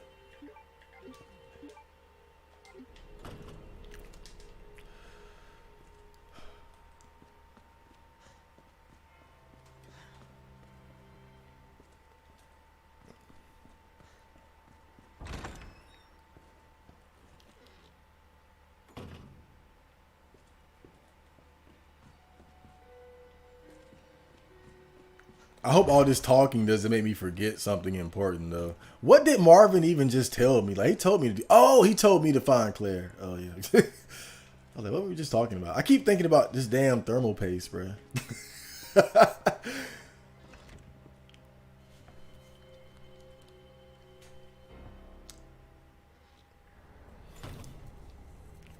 My brother has a PS4, too. And his is loud like mine was. Probably even louder. And my mom, she had asked me like if I was gonna clean his out too, and I thought about it. And I was like, nah, cause I'm telling you, when you open the PS4 up, like it's stressful, cause it's you see all this complex machinery. I was so worried about having to put it back together correctly, dude. Like I don't ever want to have to open this thing up again. And at least doing it for myself, at least I know if I fuck something up, it's on me. But if I fuck up my brother's PS4, ugh.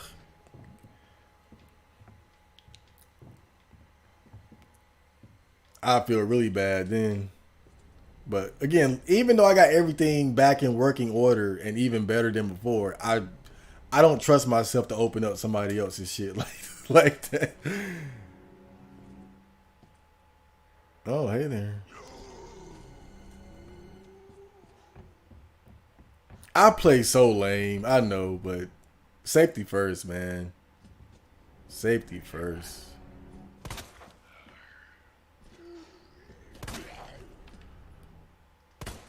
Don't always go for the headshot, you know? Sometimes it's good to just get a safe body shot in to slow them down. Oh shit.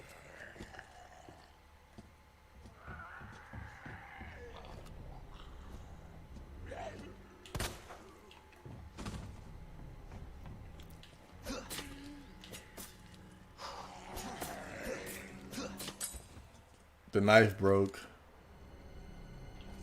You dead yet? Okay. Jesus.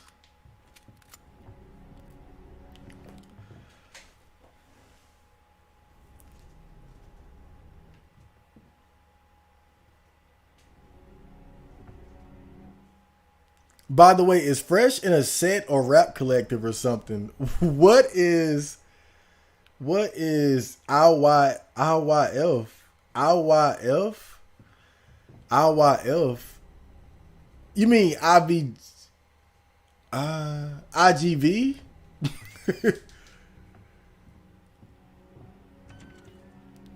That's his name.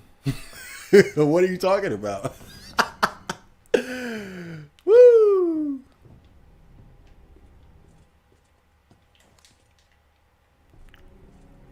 I think my mom's here too. I might have to abort the stream because she's gonna wanna use up some bandwidth.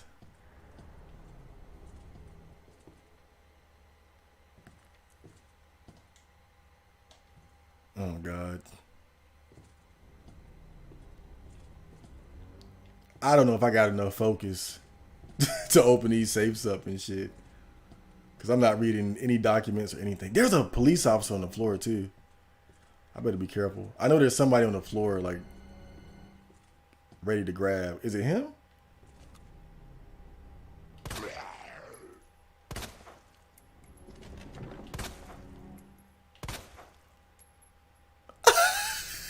Dude, his little butt went up. Okay, he's down.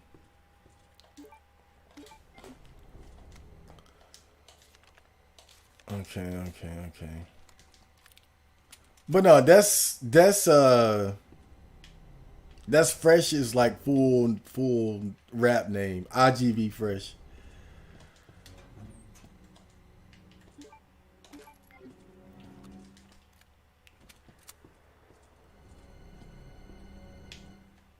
I'll give you $10 if you guess what IGV is for.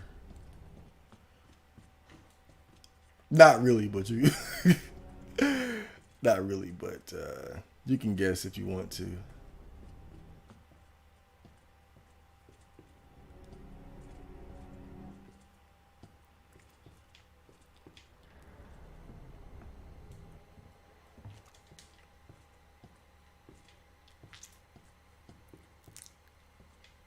But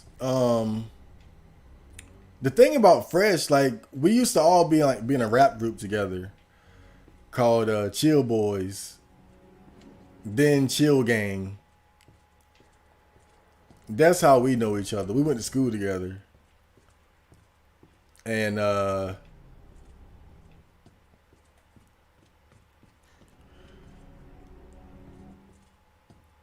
towards the latter half of high school, we became rappers, as young black men tend to do.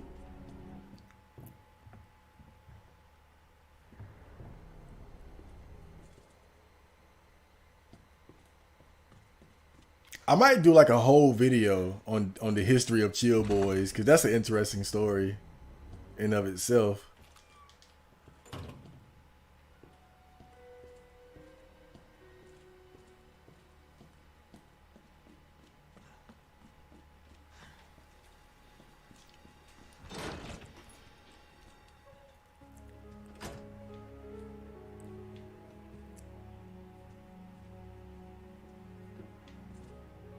But yeah, it was three of us. It was me. Back then, I was E-Man, Mr. Zooted. Oh. Good thing I got the wise idea to change my name. But yeah, back then I was E-Man, Mr. Zooted.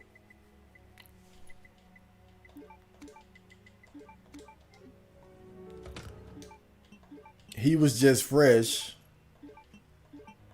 Oh, look at all these bullets. Goddamn. Yeah, I'm about to make some more.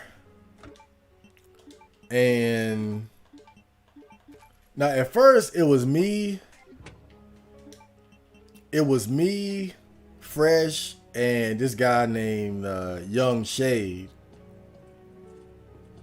But then we separated from Shade.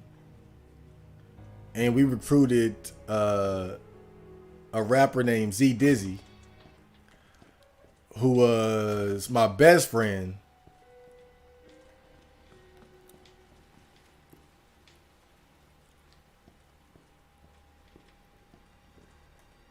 And it was the three of us for a while.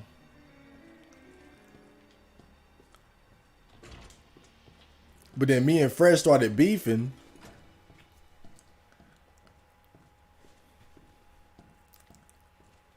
Cause he was an arrogant asshole, and he still is an arrogant asshole. Woo, but he knows that. And so Chill Boys just became me and Z Dizzy.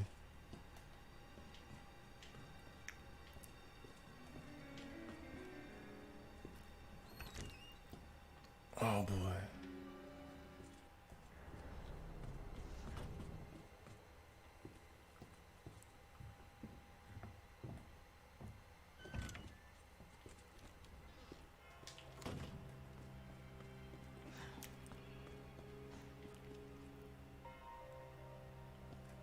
I think I got to go back in here, actually. I'm going to save before I do that, though. I could have sworn it was my mom. Normally I'm good at like hearing her car pull up. It must have been somebody else, though.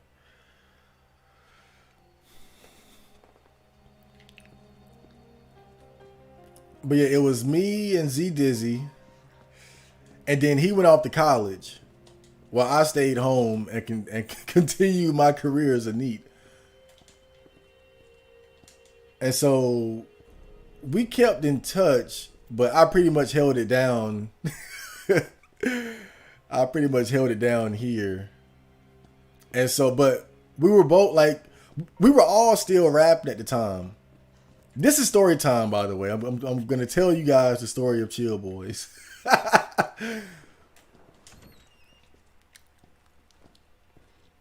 As I try to figure out how to find Claire.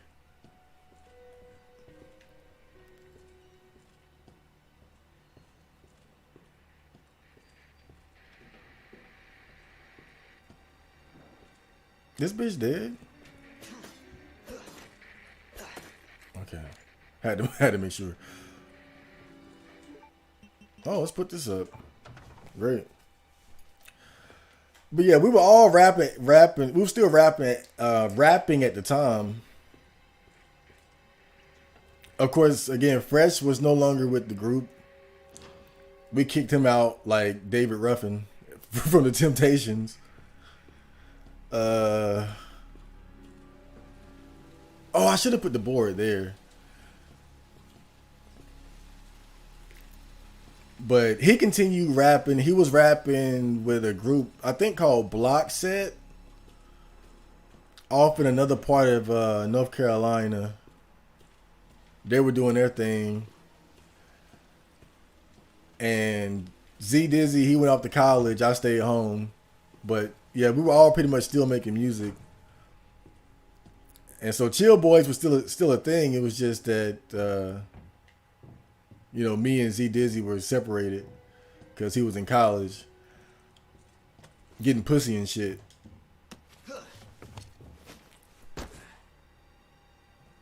But everything was still going good because,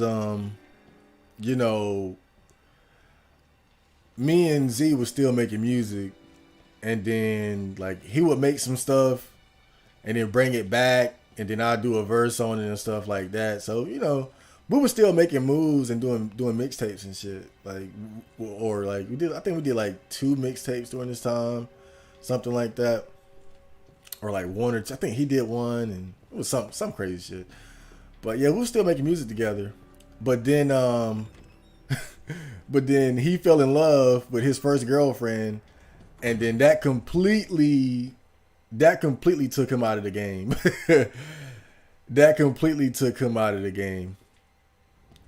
And it was a shame too, because that was right when he had really found his swag as a rapper. I always felt like he was the best one out of the 3 of us, and he really accelerated to figuring this rap shit out before anyone else did.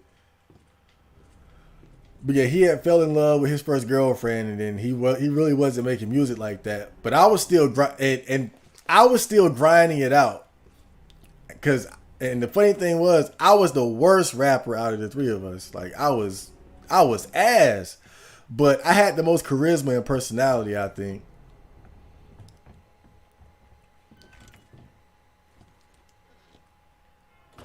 Like out of the 3 of us, I think I definitely had the most charisma. That was always my gift. I just couldn't rap for shit, but I was grinding it out.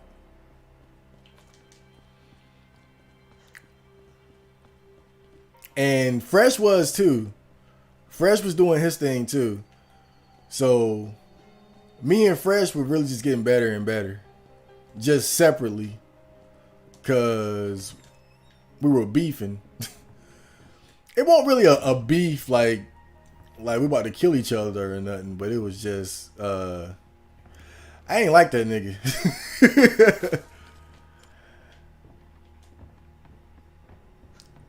We were really like oil and water, quite frankly.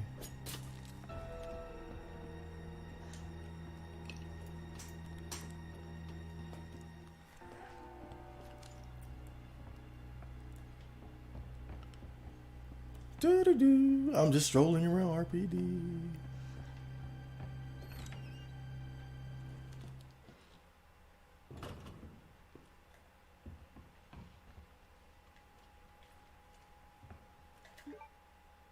Find a way to get underground. So that's the main mission? Okay.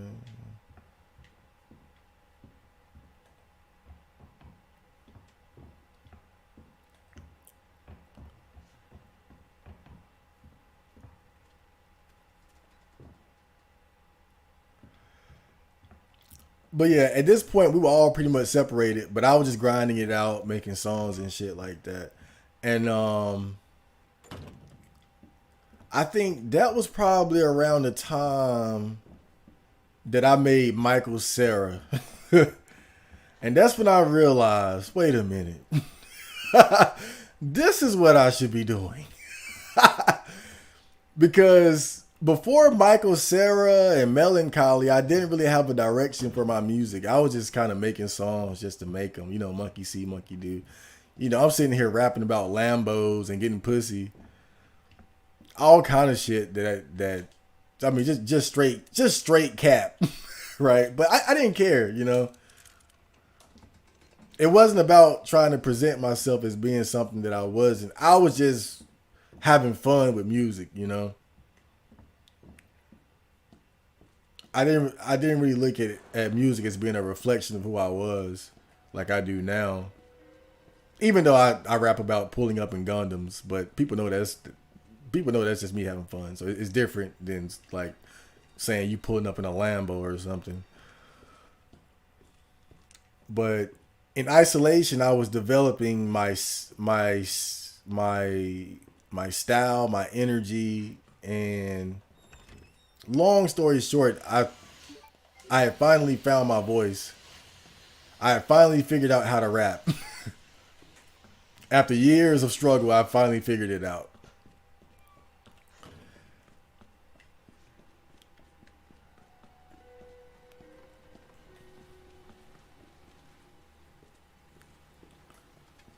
And then I would say around this time, that's when Fresh came back into the picture. One day, Fresh just popped up out of nowhere. It was years later after we went our separate ways. Fresh had realized the error of his ways. He came to me and said, man, I don't even remember. I don't even remember what he said. But we had basically squashed the beef and we started working together again.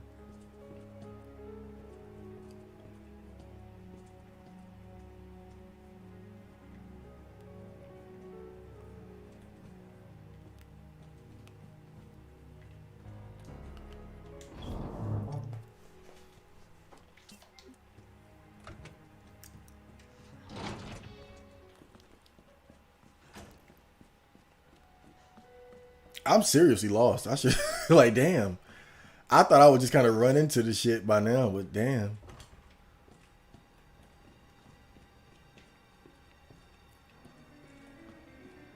I do have a key though. Maybe I gotta get in one of those safes. Maybe I gotta get in that safe or something.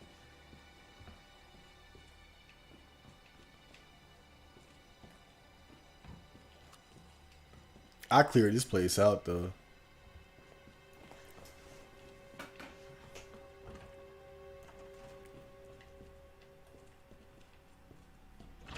But yeah, me and Fresh, we started working together again, and Chill Boys was resurrected as Chill Gang.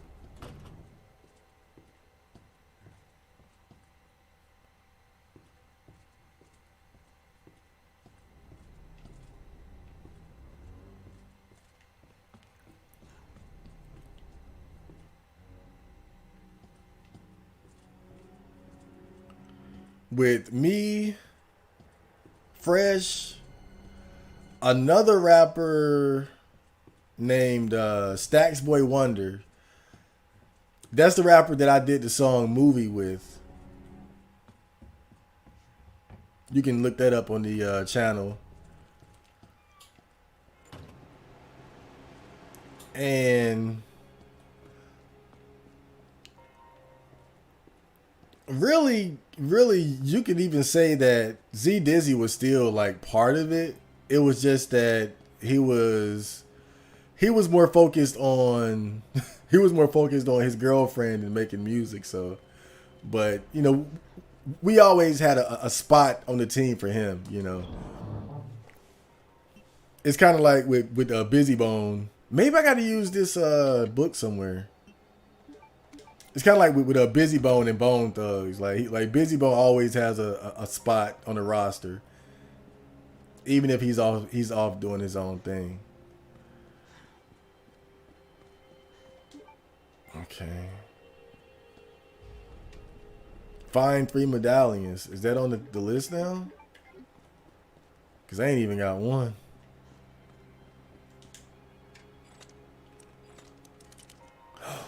Oh.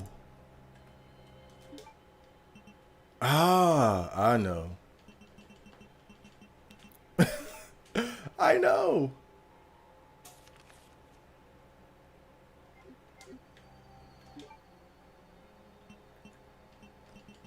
It's the lion. I finally figured it out. See, this is why you gotta be focused playing this shit. I'm sitting here talking about the history of Chill Boys. Lion, leaf, bird.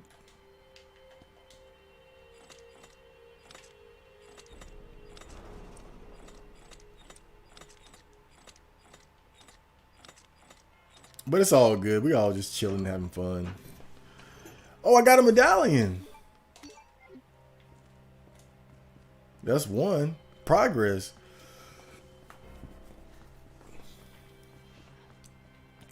But yeah, during this time, Chill Boys was resurrected as Chill Gang.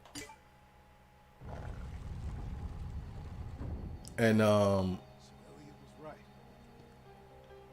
Yeah, the passage isn't open yet. oh, still need more. And if you want to hear the music from this particular era of my career, what is that mixtape called? Damn, I forgot the name of the mixtape, but it should be on. It should be on Dat Piff, where all my other mixtapes are, and it should be it should be like under the Chill Gang, the Chill Gang name. I forgot what it's called though. Damn, I'm kind of ashamed. Like, how the hell I forget what my own mixtape called? But yeah, that. If you want to hear the music from that particular era, it's gonna be on that mixtape. It's some decent stuff up there, but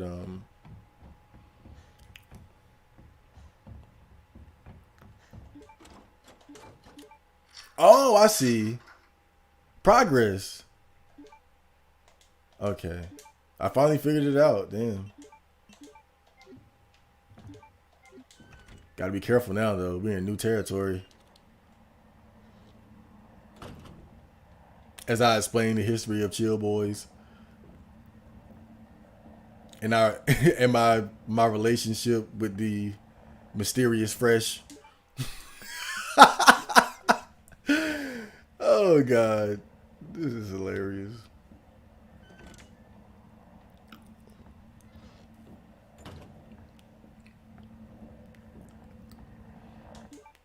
So yeah, Chill Gang was resurrected, and we're making music again.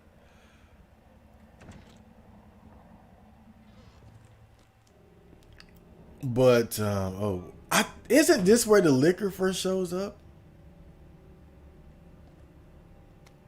Something bad happens here. Something bad. Oh, like I remember this. Like something really bad happened here. Weapons locker key card. Something really bad happens here. Like, oh my God. Ugh.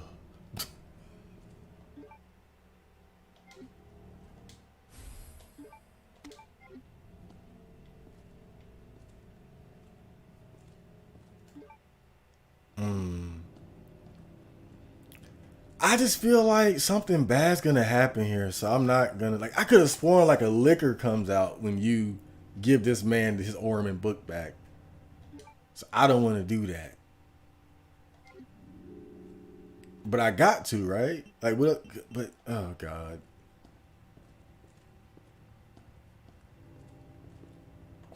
fuck it,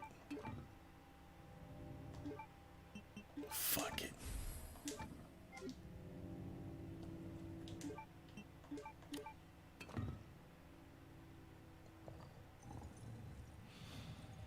Stay calm. Stay calm. Stay calm. Stay calm. Oh, I thought my porn finished downloading.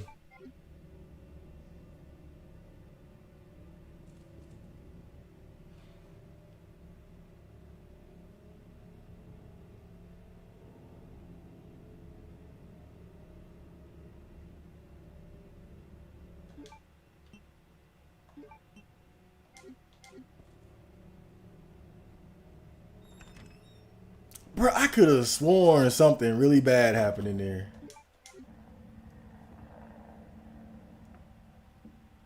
I guess I was mistaken.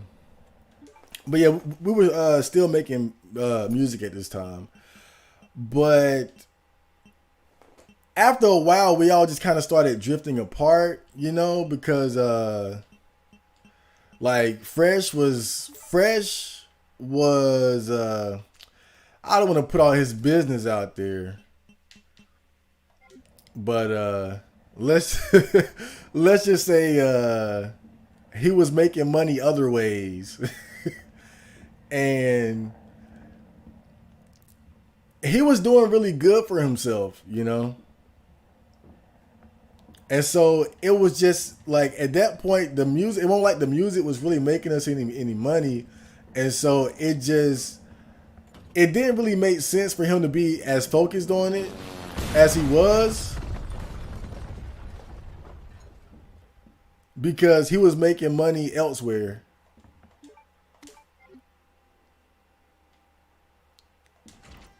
I'll let you I'll let you use your imagination to figure out what I'm talking about.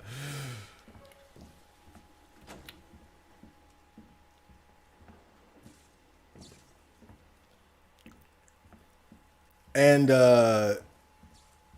Stax Boy Wonder, he had got his first job. And so it was kind of the same thing with him. Claire, hold on. I'll be right there. Okay.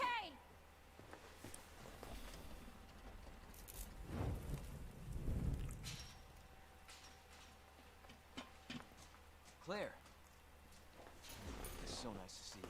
How you doing? I love you, Claire. I'm out of Yeah. nowhere. I'm in one piece. I'm guessing you don't have a key in one of those fancy pockets? Unfortunately, no. But how are you doing? You know, just surviving. That's good. Any luck with your brother? No, not yet. Claire, don't lose hope. I know I talked a lot of shit about Claire, but I would I would give her the D. Dare I say I would make her my girlfriend. Yeah. Dinner time. Claire, I think you should go. Don't worry about me, Leon. You take care of yourself. I'm just saying she's not like video game. Claire, you need to go. She's not video game heroine attractive. Okay. She's average. She's average at best, as Kevin Samuel would say. But her not being fat goes a long way in our society. But yeah, oh shit. Cutting tool, okay. Surrounded by zombies. Marvin, do you copy? Oh. Marvin. Damn it.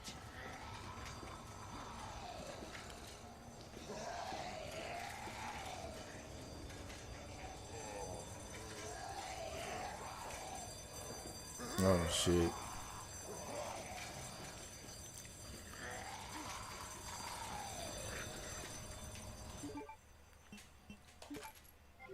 But yeah, during that time, we all just kind of started drifting apart because Stats Boy Wonder had got like a real job, like full time, and then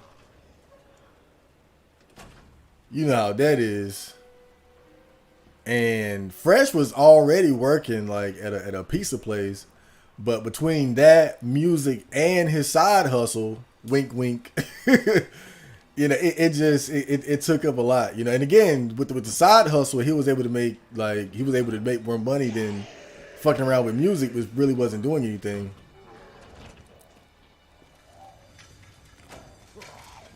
And so we just started kind of drifting apart. But still being cool. Z Dizzy had came back into the picture briefly because he had broke up with his girlfriend. But that was very brief. As soon as he got another girlfriend, he went right back to being a lover boy instead of a rapper.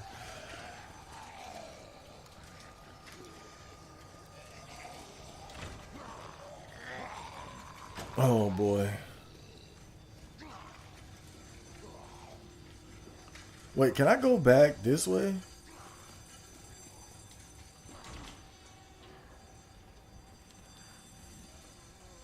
Oh shit, they're on fire.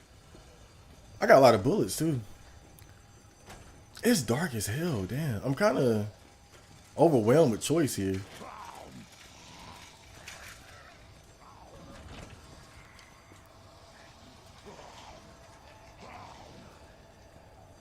Where'd that bitch go?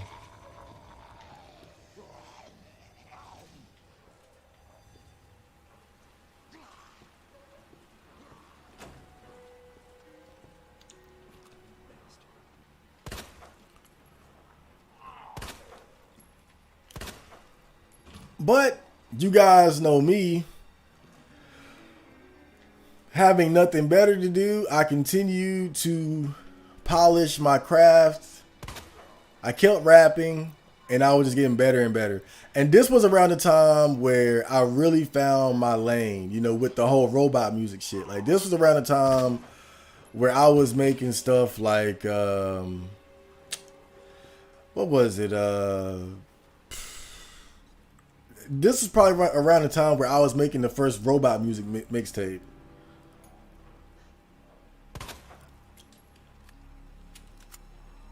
Like, this was around like Super Saiyan Kush 1, Robot Music, Volume 9001, and Ganja Grinding. Like that, like those three mixtapes. This was around that time.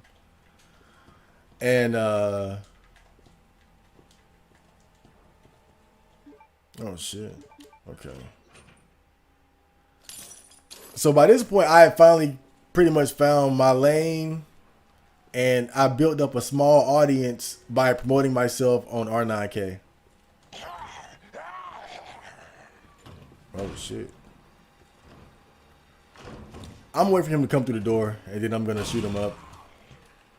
Shoot him up, shoot him up, shoot him up. Oh, boy, okay.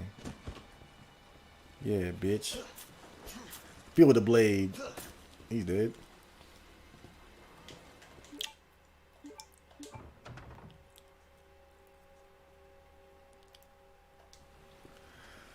And yeah, really, the rest is history. That's really what it. That's what it is. You know, that's how I know Fresh. Really, man. All this shit started with me and Fresh. To be, you know, all this shit started with me and Fresh. It's just that out of everybody that I was rapping with, you know, I was pretty much the only one who really stuck with it like that.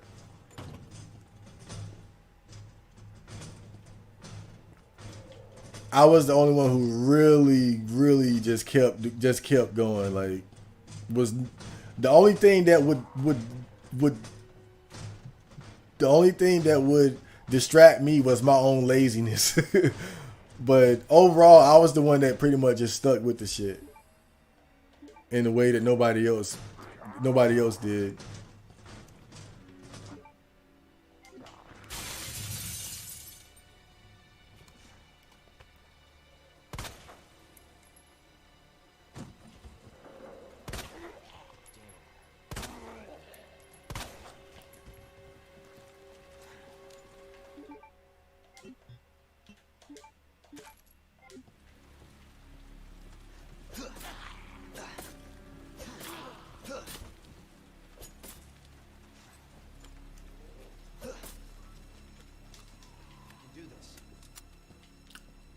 Leon said, "I can do this."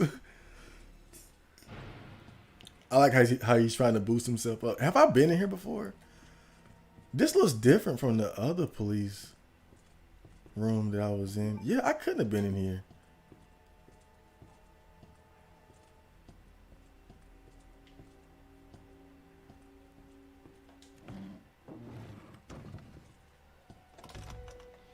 I need to find an item box too, because I got too much shit on me. Then I gotta come back. Yeah.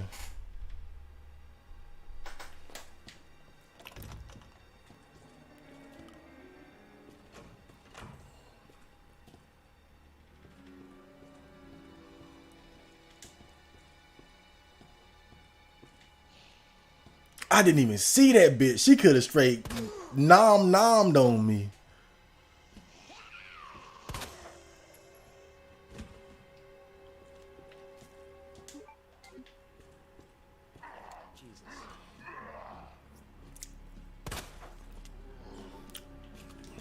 But the thing about Fresh, even though Fresh isn't really into the music like he used to be, you know, he's someone that definitely understands that social media and content creation is the future, you know. Like, he knows, like, you ain't necessarily got to be a rapper to take advantage of what's going on now.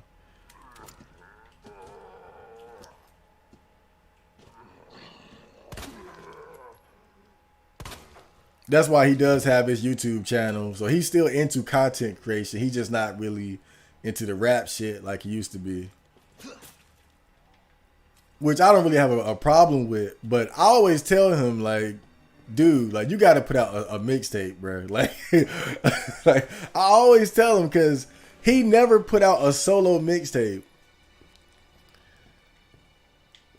I mean, he put in almost just as much work as I have, at least to the, like, you put in so much work to the point where you get good at something, but you never, like, put out a project, like a solo project. Like, he did the group shit, but he never released a solo project. And I always tell him, like, bruh, like, you got to do a solo mixtape. Like, before you retire, you got to do a solo mixtape, man.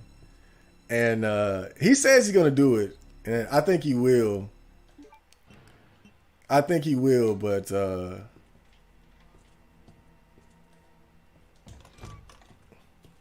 because for those who don't know, like, to me, Mario was like the Meek Mill of the group. I just put his government out there like that too. It's hard to not do that though. Talking about your childhood friends, but yeah, Fresh. He was like the Meek Mill of the group, because he had those street ties, and so he had a different kind of intensity to his shit.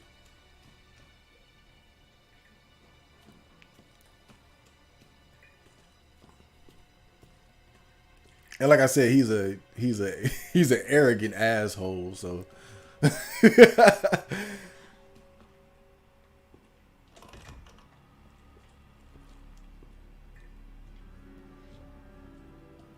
that really comes across in his music.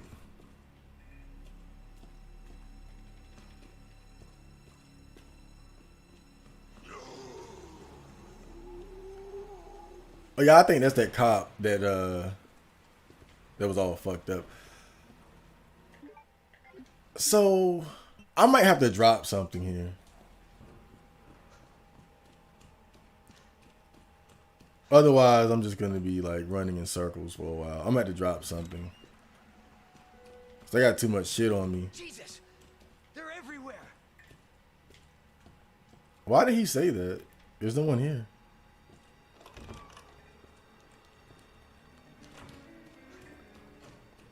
Don't scare me like that, Leon. You're making my balls shrivel up.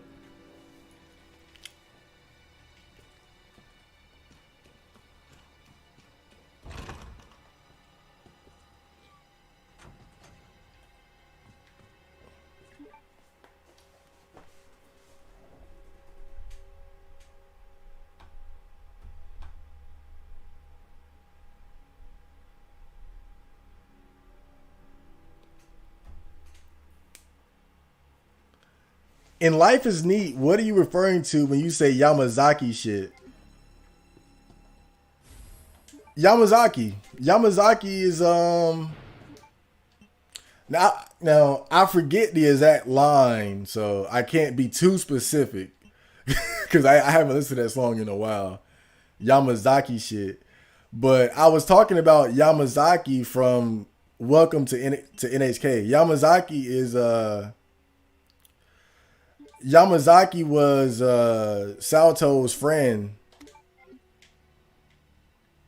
who had lived next door. The one who had put him on to like Lolicon and the guy he tried to make that Ace game with.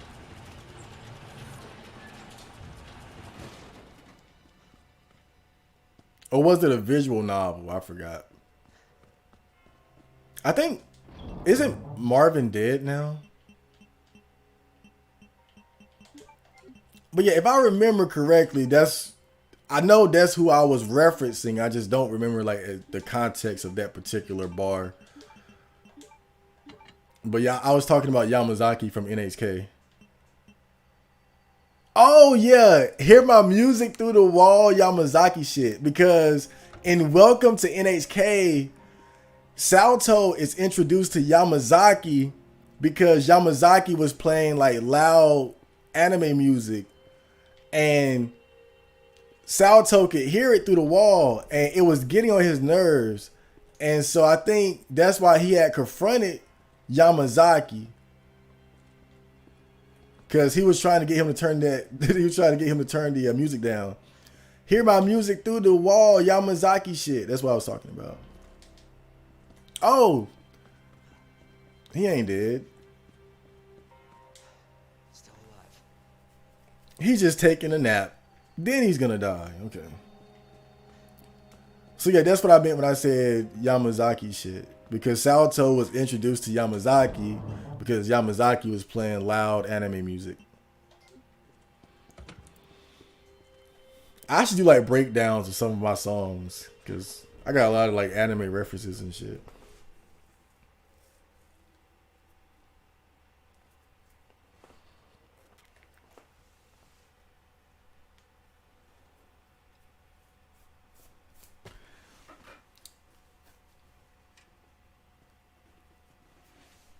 On the process, maybe use Zaku as an example. Yeah, for sure. I was already thinking that because that's the latest song I put out. So out of sheer laziness, it'll be Zaku.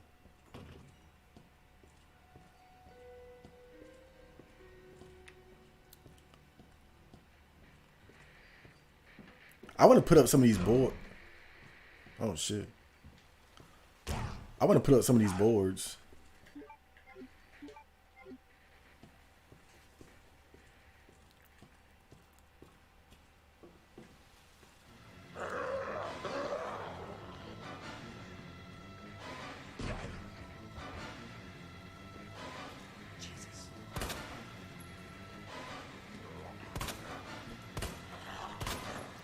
Oh shit.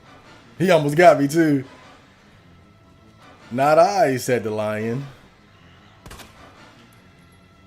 Yeah, I'll give you a chest shot, bitch. And a face shot.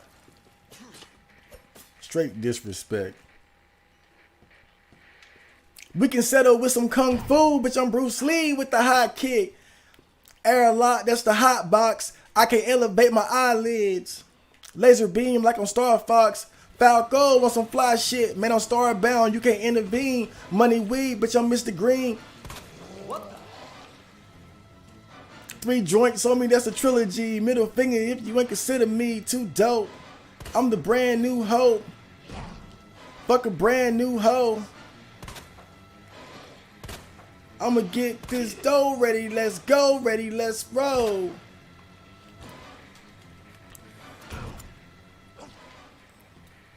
You know, I make that shit look easy, but when I was editing that song, I was like, bruh, this shit ain't coming out right. Ain't gonna lie, bro. I was like, man, cause I get ideas like that, but you don't really know how it's gonna sound till you put everything together.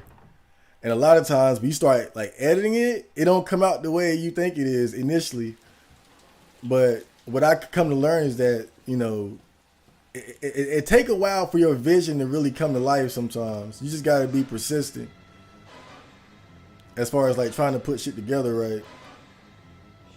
And after a while, I was like, damn, this Zaku shit is starting to sound exactly like what I heard in my head. But initially, when I was editing it, I was like, bro, this shit kind of... What was I thinking?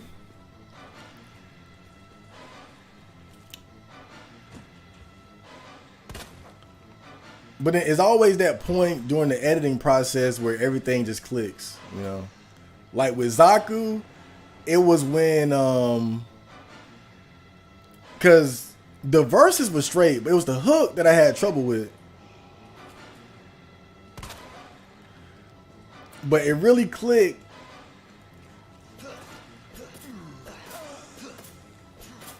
Oh, look. I gotta properly slice and dice these hoes.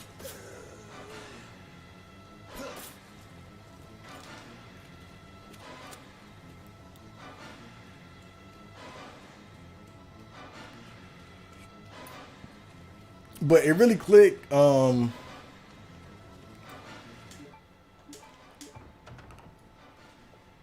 When I put the echo on the wait, I'm going over the top. Woo! Like when I put that echo on that woo, I was like, there we go. I was like, that's it. Marco, you did it again. I'm going over the top. Woo! That was it. When I put the echo up there, that was it. Game over. That was all it needed. This part is supposed to be scary because of the music, right?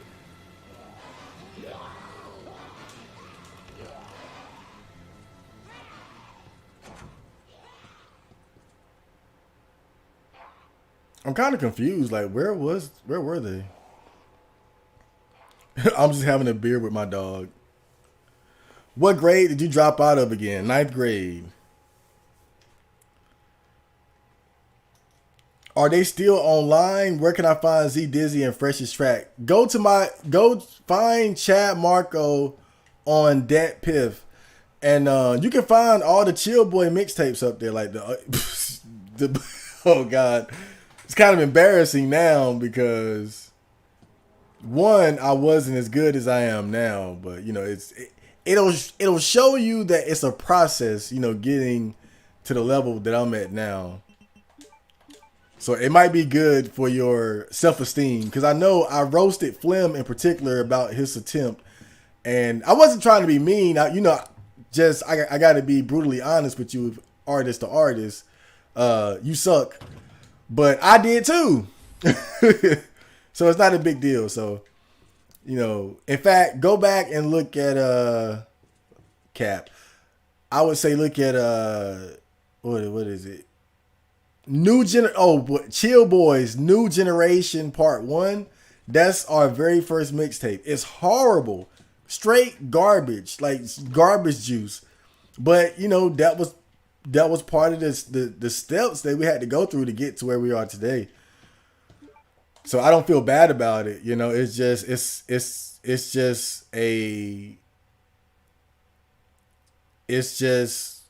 a footprint on the path to greatness, the way I see it.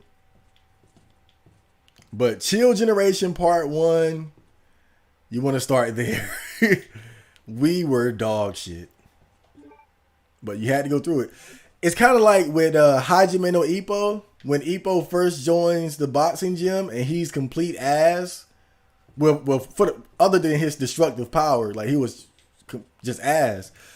But, you know, over the course of the anime, he gets better and better and better until he's, you know, the national champion. It's just like that.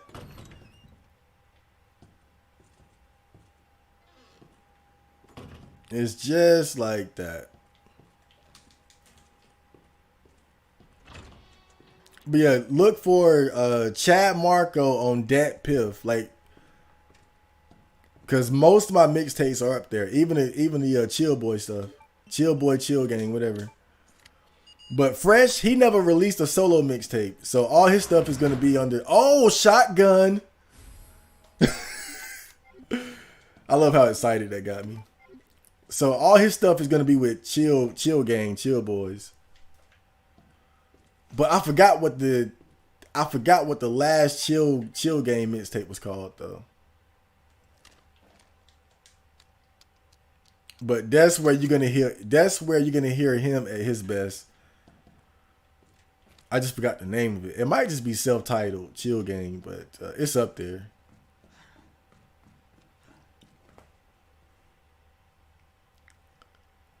Very late night stream. Busy has a YouTube now. Yeah, I gotta check out some of his latest stuff because he has been very active. I just watched the interview he did on the Holding Court podcast, and that was a great interview.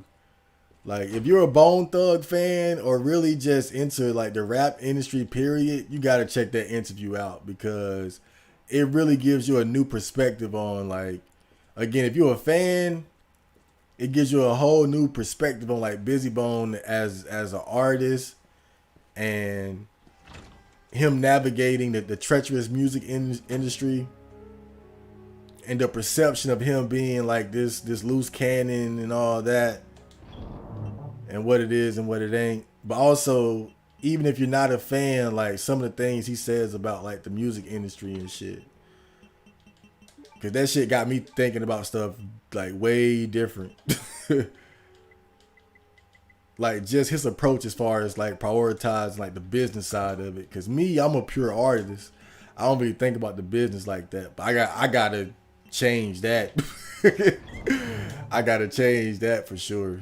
Because that's not gonna work forever. That's only gonna work for so long. But once you actually want to make it to the big leagues, you gotta prioritize business just as much as the art itself. That's what I really took from that interview. That was a great interview. But yeah, I'm gonna start checking more into like things that they've been doing lately.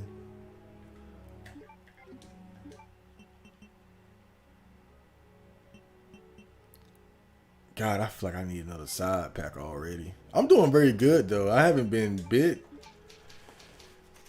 in the longest. I've been playing real tight, very slow and methodical.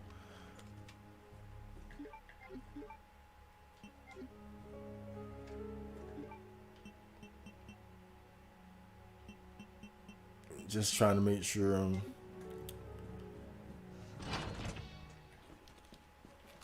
collecting everything that needs to be collected.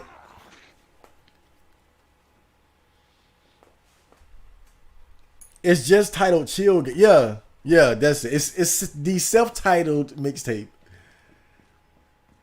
Check that out if you want to hear Fresh and Stacks Boy Wonder and myself.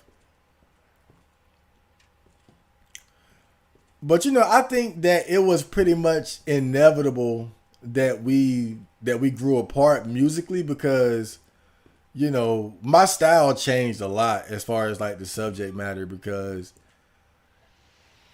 it's kind of like what you saw between Big Boy and Andre 3000 and Outkast, where it's like you have two people who kind of start off on the same wavelength, but then they just grow. Like they evolve in two totally different directions. And that's kind of what happened with me and everyone else in the group, because the fact is I always been different. Always been kind of a weirdo, a loner, shit like that, And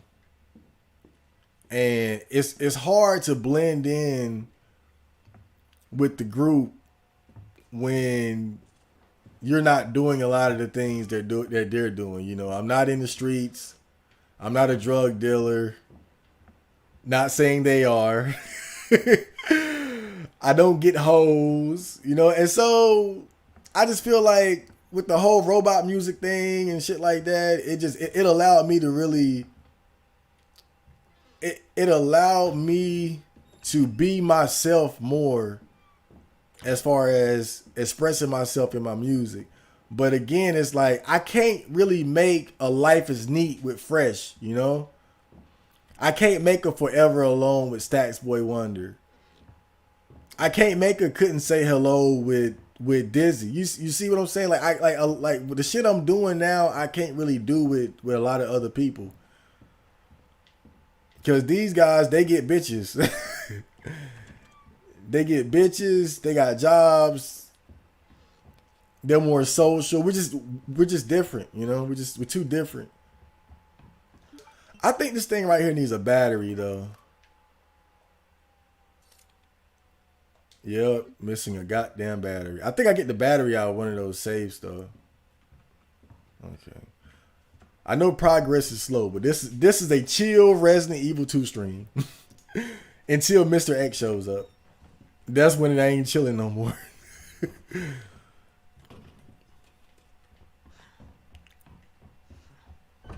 I gotta start opening some of these safe stuff. But yeah, just it was inevitable because we're so like in terms of music, we're just different. And so when you hear me on the Chill Game mixtape, like that's me one still really trying to find myself as an artist and my voice, because I still hadn't quite gotten there yet. I gotten a lot better from like a lot better from like the Chill Generation, E-Man versus Dizzy days. But I still hadn't quite found myself. Yeah, I didn't really hit my stride until Super Saiyan Kush, Robot Music, Ganja Grinding, those 3 tapes. Because that was when I was just by myself grinding it out.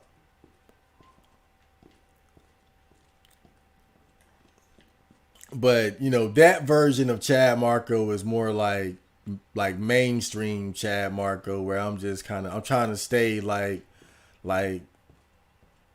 I'm trying to stay close enough to the lane that Chill Gang is in, you know?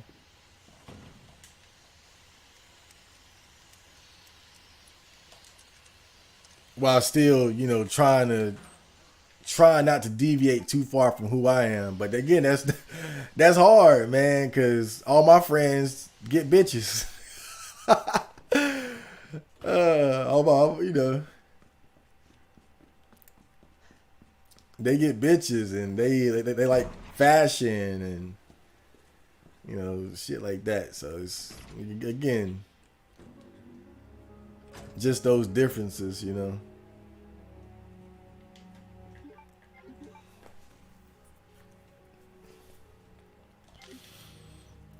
I don't know though. Now that I'm talking about it, I might go back and listen to some of that old Chill Game. Y'all got me thinking about it. There was some good shit up there.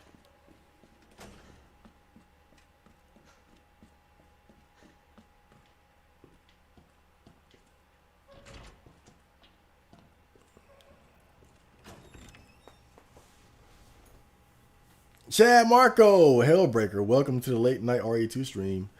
Barely go on R9K anymore. Me either. I don't, you know.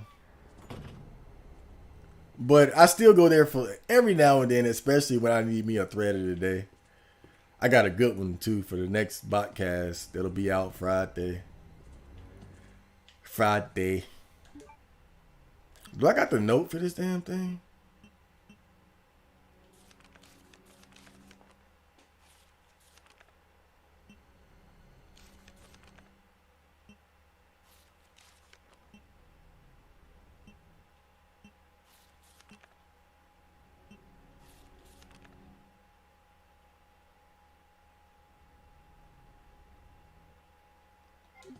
Oh, yeah, there's that puzzle where you got to unlock the desk too.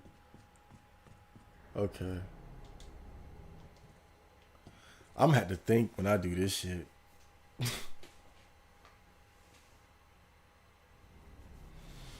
Check the Bandcamp if you want to see some newer shit. Subdomain is my name. Cool, I'll check you out. And I will critique you harshly.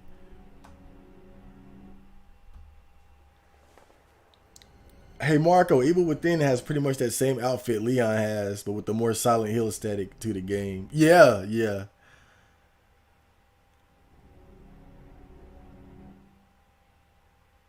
Ah, yeah. Chad Marco, do you have do you have Steam? Nope. Maybe I should get that, huh?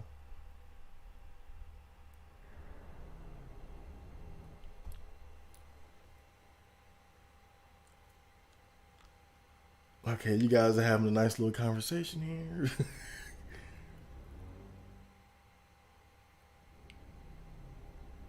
Green herb in the chest. You named a beat after it. Oh yeah, green herb. I wrote a song to it, but I never recorded it. I wrote a song to it, but I never recorded it. I was gonna call it Jill Valentine. Maybe I should go back and do it. But I don't know. I was always like kind of iffy about the hook. Green herb, Jill Valentine, roll one, and I'm feeling fine. Any strain, I don't give a fuck. Take my brain and just fuck it up. Jill, Green herb, Jill Valentine, roll one, and I'm feeling fine. Any strain, I don't give a fuck. Take my brain and just fuck it up.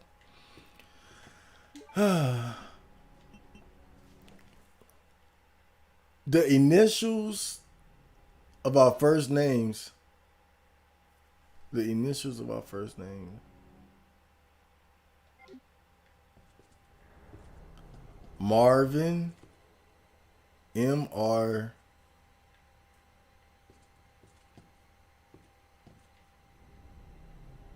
Where's the other one?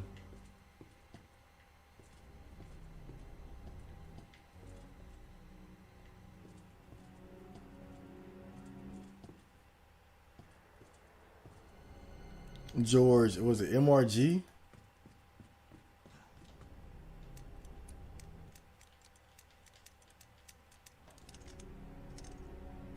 Okay. D E. Wait a minute. Okay. D-E-N.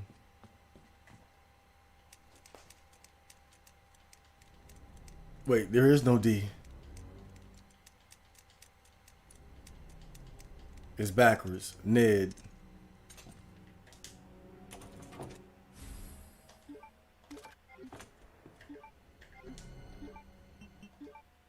Can I combine this with the... Nope. A custom part for the Matilda. I ain't even got that shit.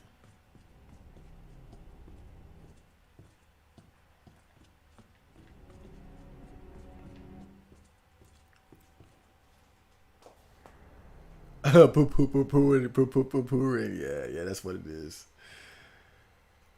When I first played RE2R, I couldn't get over how good it looked. It looks great. Even now, it still looks great. It's top. This is some top of the line graphics here.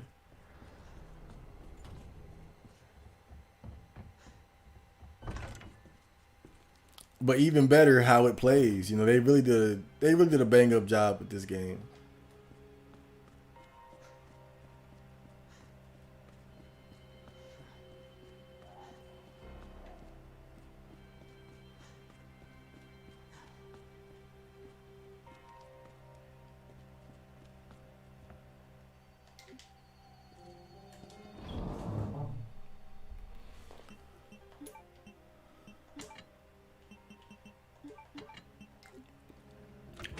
I'm on like no fap day 36, day 37. I'm going for 40 days and 40 nights. So I'm almost there. But January 1st, whoa. I'm going to need a lot of tissue.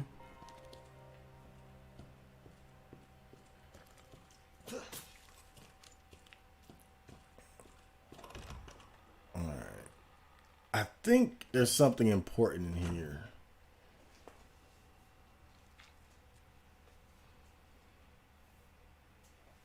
It's actually best to cut off or remove all their limbs. That way they don't ever do anything else. You can easily destroy the limbs with the Gatling machine gun without worry. I don't have a Gatling machine gun, Hellbreaker. I don't know if you noticed. I ain't got a goddamn Gatling machine gun. This ain't New Game Plus. That music sounded like 60s Star Trek.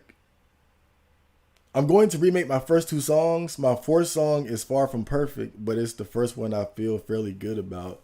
Naki, welcome to the late night stream. Hey, Mark. Oh, shit. Oh, man, you guys are talking too much.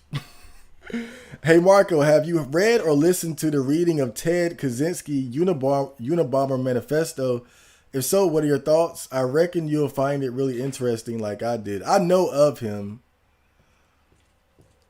He was that crazy guy who was in the woods, made bombs, killed people, in prison forever. That's my summary of him. But now I haven't like read his manifesto or anything like that. But you know, I've seen people mention him here and there as I've been traversing the internet. I have a vague idea of his philosophy, but very, very, very vague. If I recall correctly, like he took great issue with us, with like the advancement of technology and how it would come back to haunt us in the future, and it will be the downfall of mankind or something like that.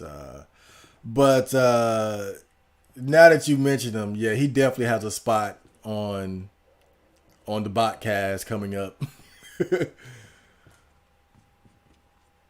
So don't you worry.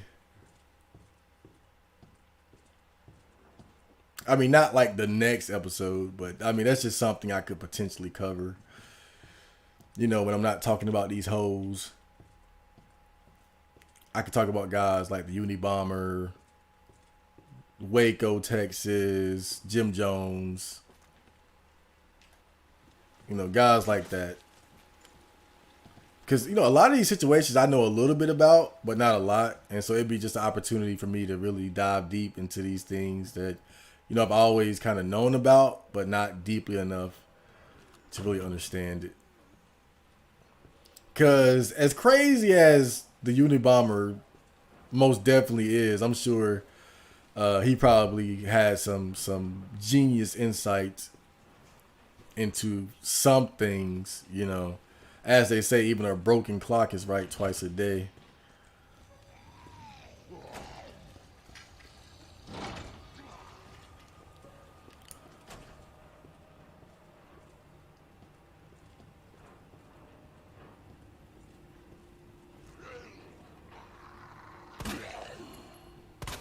I shot him in the ass. I thought he was going to stand up.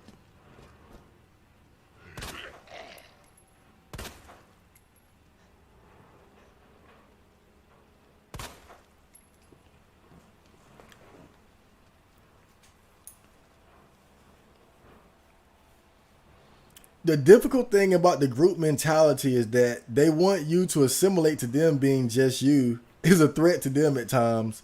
Society will only use you as a scapegoat for all its ills. Are you talking about in general or in a rap group?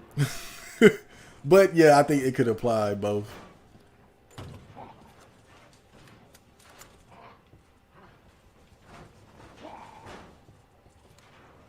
I think that's true either way.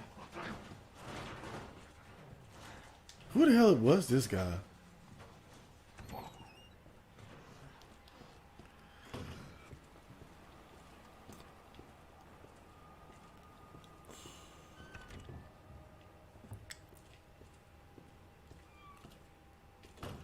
But as far as rap is concerned, I prefer being a solo artist anyway. It's more work, but I prefer it, to be honest.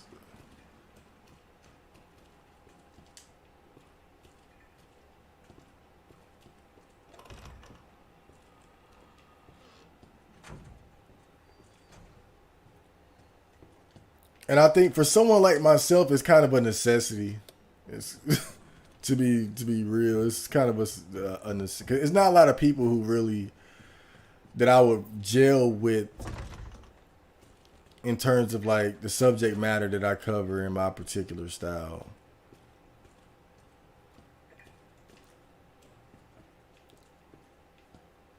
You know, my style is very lone wolf.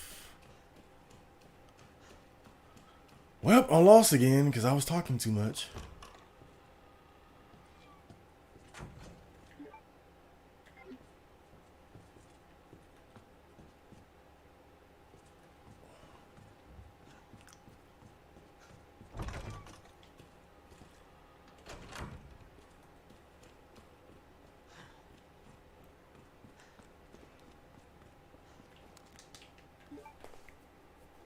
Oh, wait.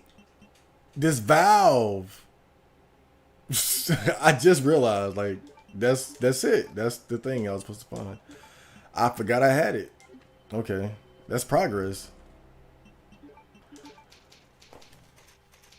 Because I can kind of remember, like, what I was supposed to use it on.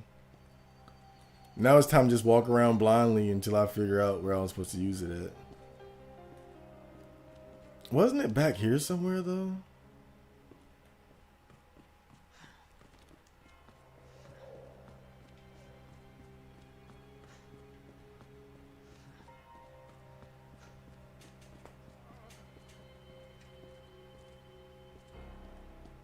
How do I go on your profile on mobile debt piff? Man, I have no idea. You better get on that laptop. You better get on that laptop. That's all I can say. I ain't never been up there on the mobile.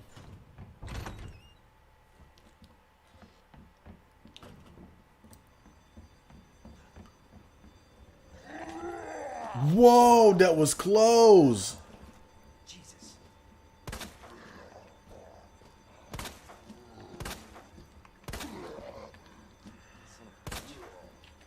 Beautiful.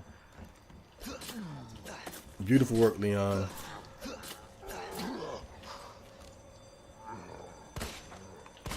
Damn it.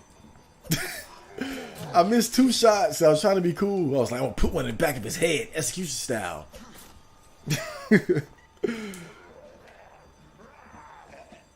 Oh, shit. Where the fuck did he come from? Now I got to just unload, bro.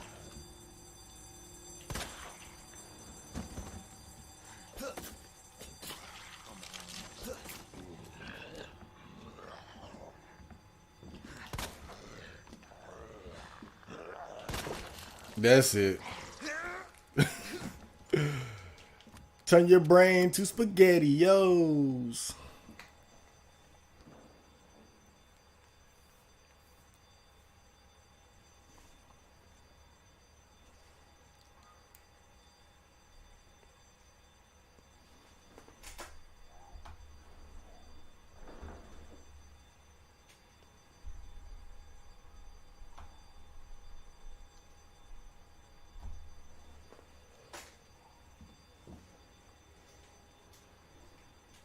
Yeah, I've always heard about those Steam sales. They're legendary. But like I said, I struggle with trying to keep my video game backlog from getting out of control. But so far, I've been doing good, you know. It's just that I got quite a few games that I just haven't gotten to play yet. Like Devil May Cry 3, Evil Within 2, Grand Theft Auto 5, Grand Theft Auto San Andreas. A lot of DLC shit. Barely played Amnesia. So yeah. But I'm doing a pretty good job of not letting it get out of control. Cause the last thing you want to do is like have a bunch of like half finished games.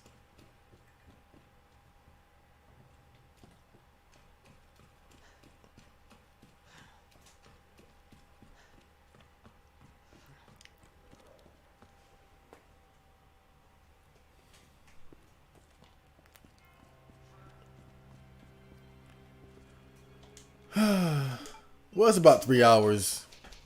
So I'm gonna wrap the stream up. I'll respond to the last comments and then I'm going to get out of here.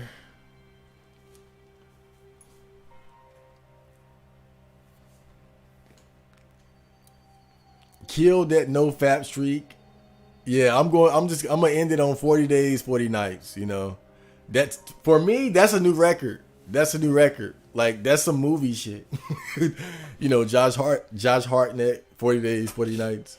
I'm almost there. It's like day 36, 37-ish. Cause I know I started on like November 19th or not November 20th. So but I'm gonna just go ahead and just end it January 1st, midnight, and then man, like I said, tissue.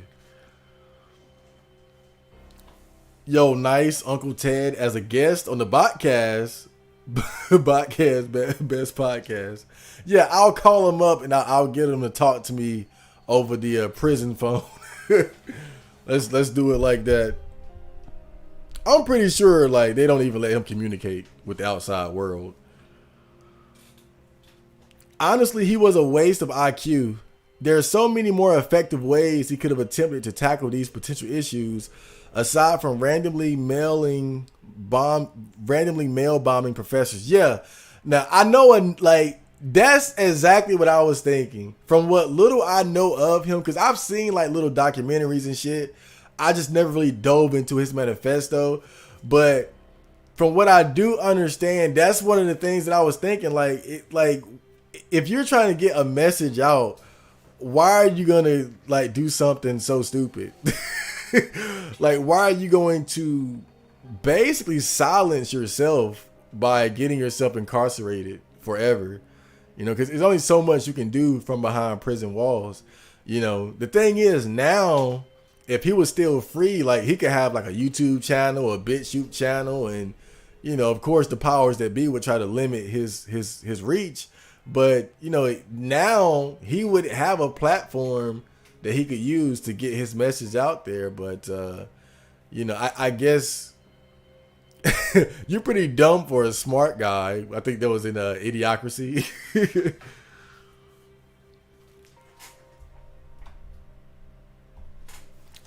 T Dot's Finest 97. You will listen to it. You know, I could put it on my YouTube channel. I could put but I don't know. I don't know. I could, but I don't know. I'll think about it.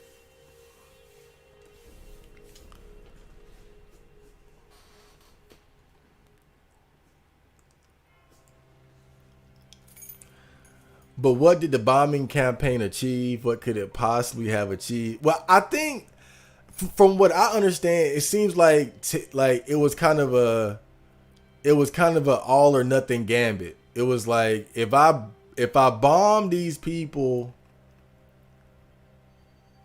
it's going to put more eyes on my message, right? Because like, wasn't he like putting stuff out, like some of his ideas out alongside bombing people?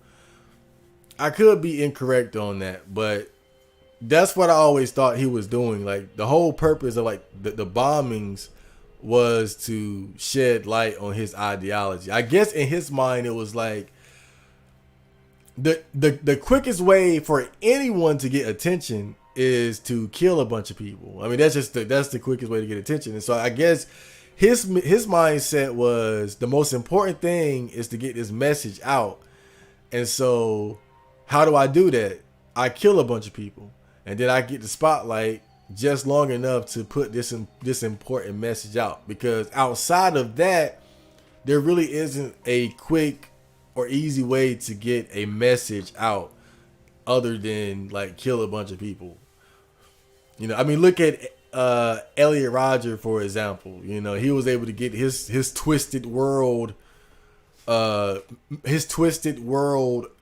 manifesto out by killing, you know, well, like 4, 5, 6 people. You know, I mean, that's just the quickest way to get some attention. It's an attention whore's dream.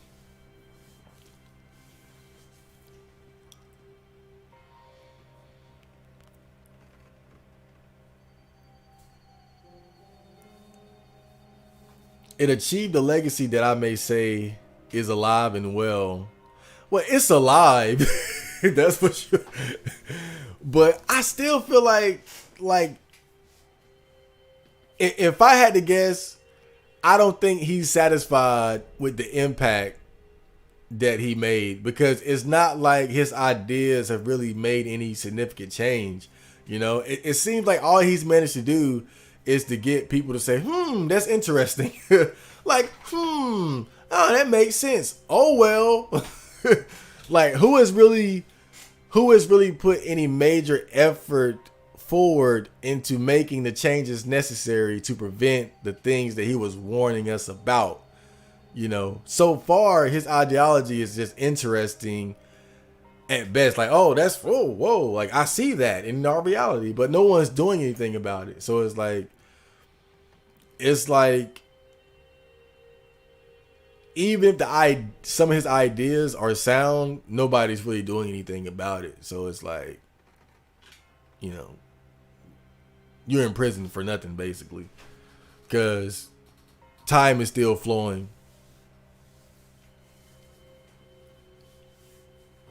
And nothing has changed. If he really wanted to do something, he would have sought positions of power, influence, and pushed for ethic standards or something along those lines. That wouldn't have worked either, though.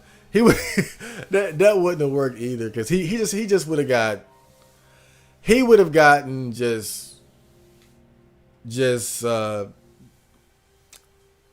never allowed him to be in a position to make any major changes. You know, it's kind of like when you look at politicians like Rand Paul or his father, Ron Paul. Like, when you listen to these guys, that like they're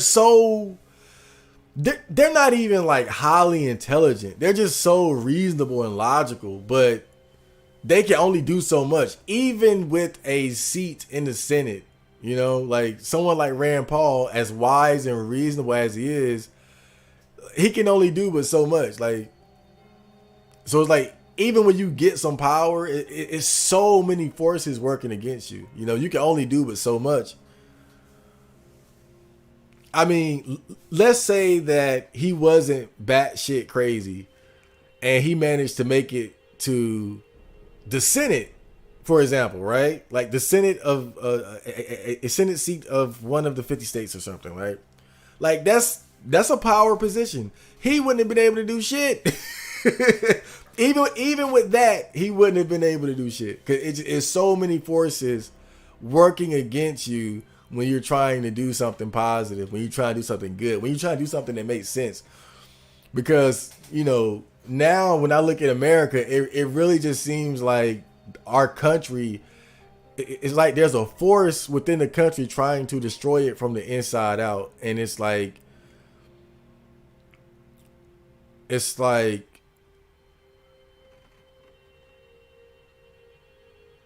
not like things are just rapidly getting worse and worse, but it's definitely like getting worse, right? I mean, just for example, the murder rate has gone up 30% recently.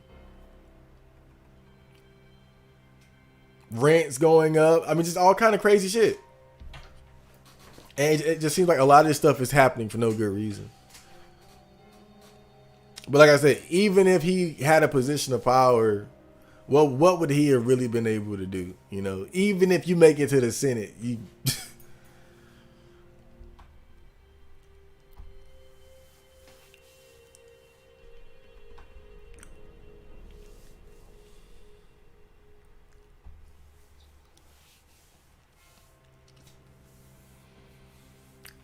I don't know. Hellbreaker is kind of worrying me. He's really defending.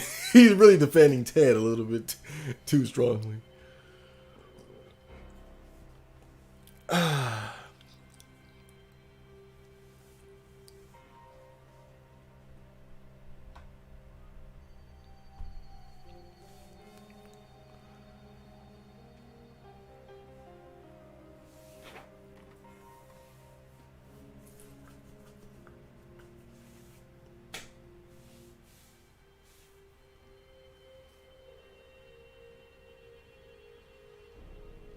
Oh, exactly. Nothing really changes regardless what you do. The whole industrial society will inevitably collapse and he will laugh beyond the grave.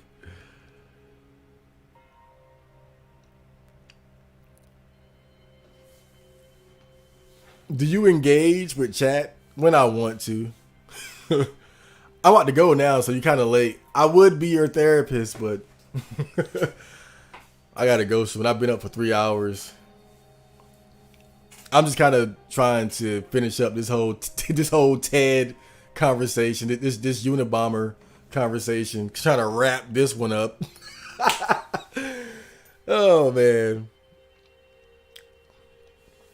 the power is in the media, and even though he probably couldn't have done much, even with influence, the point is that he could have done. Yeah, I will agree there. Like if he would have stayed the hell out of prison and was alive today to where he could like use social media and whatnot, because even if you can't influence the laws directly and get in those positions to do stuff like that, there's still a lot of power in being able to influence the minds of people,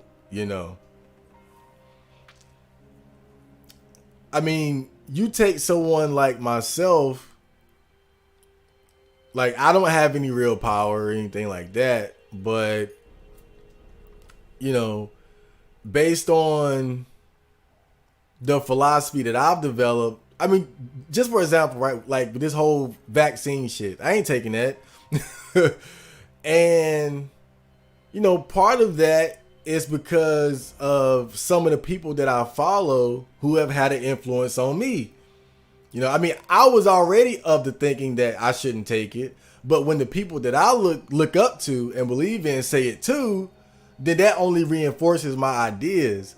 And so that's what I'm saying. Like, that's the kind of power that Ted could have today. He could have the kind of influence that a Joe Rogan could have, that a Joe Rogan has on people, or a Elon Musk or Alex Jones or a David Icke or something like that. Russell, what's his name? Russell Brand. Just these different guys that share their ideologies and whatnot. Red pill guys like Steph Cole, AMS, CGA, Kevin Samuels, whatever particular group you want to point to. That's the kind of power that he could have today. The power to influence the minds of the people that follow and believe in him, And then when you have people like that, they'll do the little things along the way.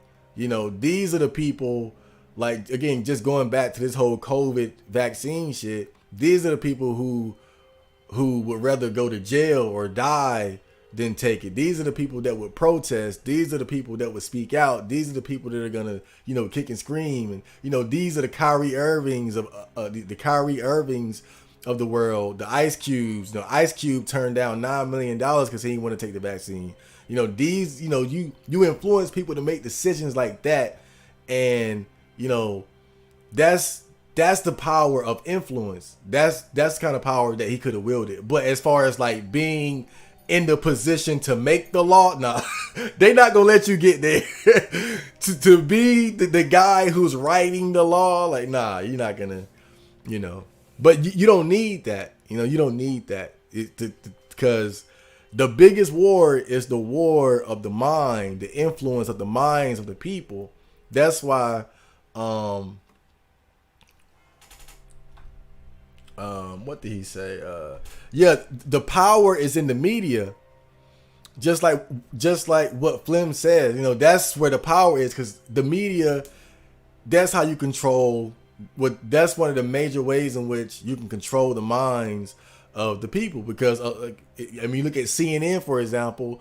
A lot of people have faith in CNN and any narrative that they present them, and so if you can control the media outlets that influence the minds and the beliefs of the people, you can control the people.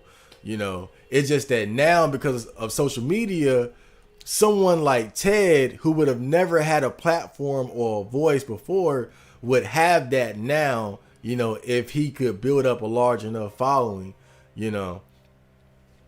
and that's the new power. But now you're seeing the internet now you're seeing even the internet, which was once like a wild, wild west sort of thing, being controlled by the powers that be.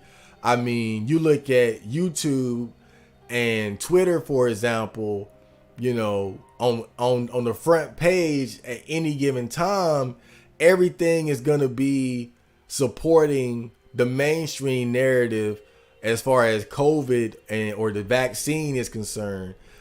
And, you know, I'm not saying that because of my particular stance. I'm just saying, why is it that YouTube or Twitter is only presenting one side of the story when there's multiple sides? There's obviously a bias going on here. When you go to YouTube or Twitter or something, and on the front page, it's always the same narrative from the same side, even though there are multiple sides to this story, even though there's a debate to be had, even though there's room for debate, even though there's opposing views and data that conflicts, you're not going to see that. You're seeing one side being presented. Why is that? Because YouTube is compromised. Twitter is compromised. It's controlled, you know. And I'm not saying that to say like they're the bad guys, but it is what it is. You know, it's controlled. I mean, you look at like my particular platform, for example, you know,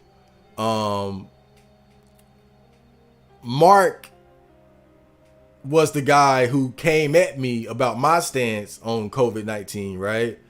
And even though I disagree with him, you know, he can speak out in my particular bubble. I allow that, right? I'm not going to punish him for that. I'll talk shit, but he's just as welcome as anyone else, right? That's because I'm not running again, I have my biases as well, but I welcome everyone regardless of their opinion. And you're not seeing that on the larger scale. You're not seeing YouTube welcome every side to the table to discuss things. You're not seeing Twitter. You're not seeing CNN do that. It's all controlled. It's all completely biased.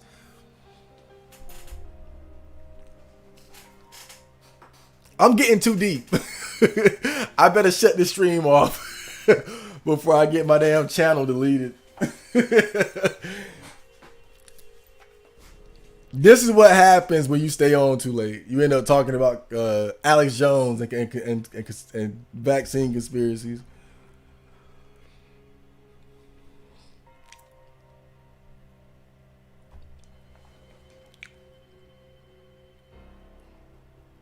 Ted was an MK Ultra lab rat. No joke. I feel bad for him. Damn. I kind of hope they eventually move him to lower security facility. ADX must be tough. Take it easy. Do you know Eggy? I know of him. We got a song together, but I never put it out.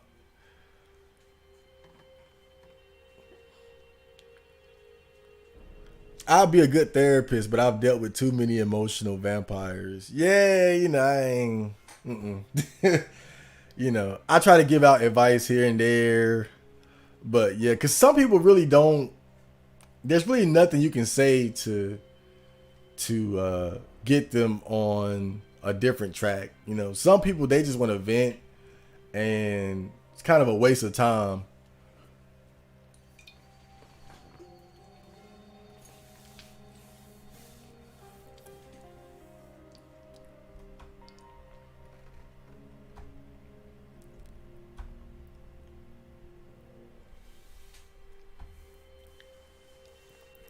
Look into what the CIA did to him. He had insight into classified government programs.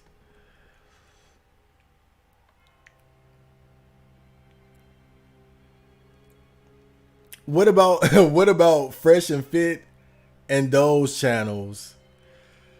No, I'm playing. Fresh and Fit has been kind of controversial within the red pill community lately. You know, people kind of been calling them out as like using the red pill as like a money making machine. But you know, at this point, it is what it is. The fact is, the whole red pill thing is profitable, and so you're gonna see more and more guys try to get into that particular lane, and try to make money off of it. I don't have an issue with it. I think Fresh and Fit, they have their platform is a well-oiled machine. I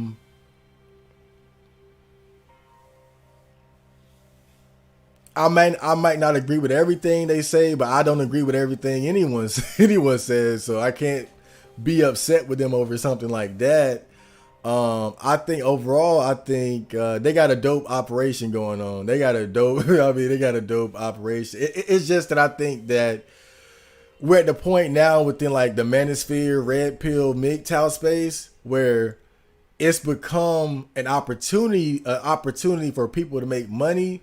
And so people are like monetizing the red pill message when it used to be more about just guys coming together, sharing information, sharing wisdom. It wasn't about the money for the most part, and now it's becoming about the money just as much as it is about the message. But again, I don't hate that. I think it's a beautiful thing. It's just like with how music, it's great that you can be an artist and make money at the same time. I think that it's great that you can be a red pill guy and make money at the same time. You know, I just think that it's kind of, you know, Fresh and Fit have kind of become like the go-to guys when you want to point to and say, look at those dorks trying to use the red pill to make money. But again, I don't take issue with it. I think it's a beautiful thing that is evolved to the point where it is profitable. I think it should be celebrated. But yeah, I don't have an issue with them. That's pretty great what they're doing over there. Joe Rogan. I like Joe Rogan. I like Joe Rogan. What? I like Joe Rogan.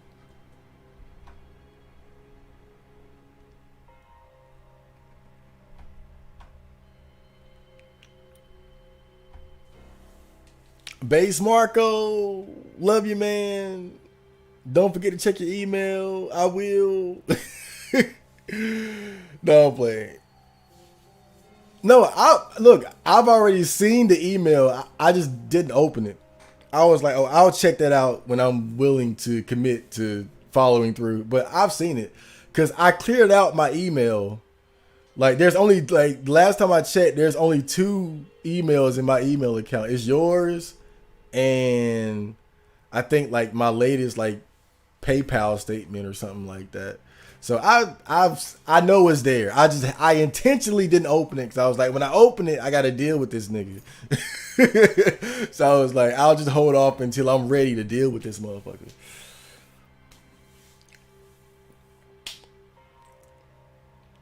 Have you heard of Codename Chanel? Codename Chanel. Codename Chanel. Nah, sounds cute though. All right. I hope you guys enjoyed that stream. I'm going to get out of here before I talk about... I get too deep into these conspiracies and lose my YouTube channel. So I'm getting out of here. See ya. Johnny.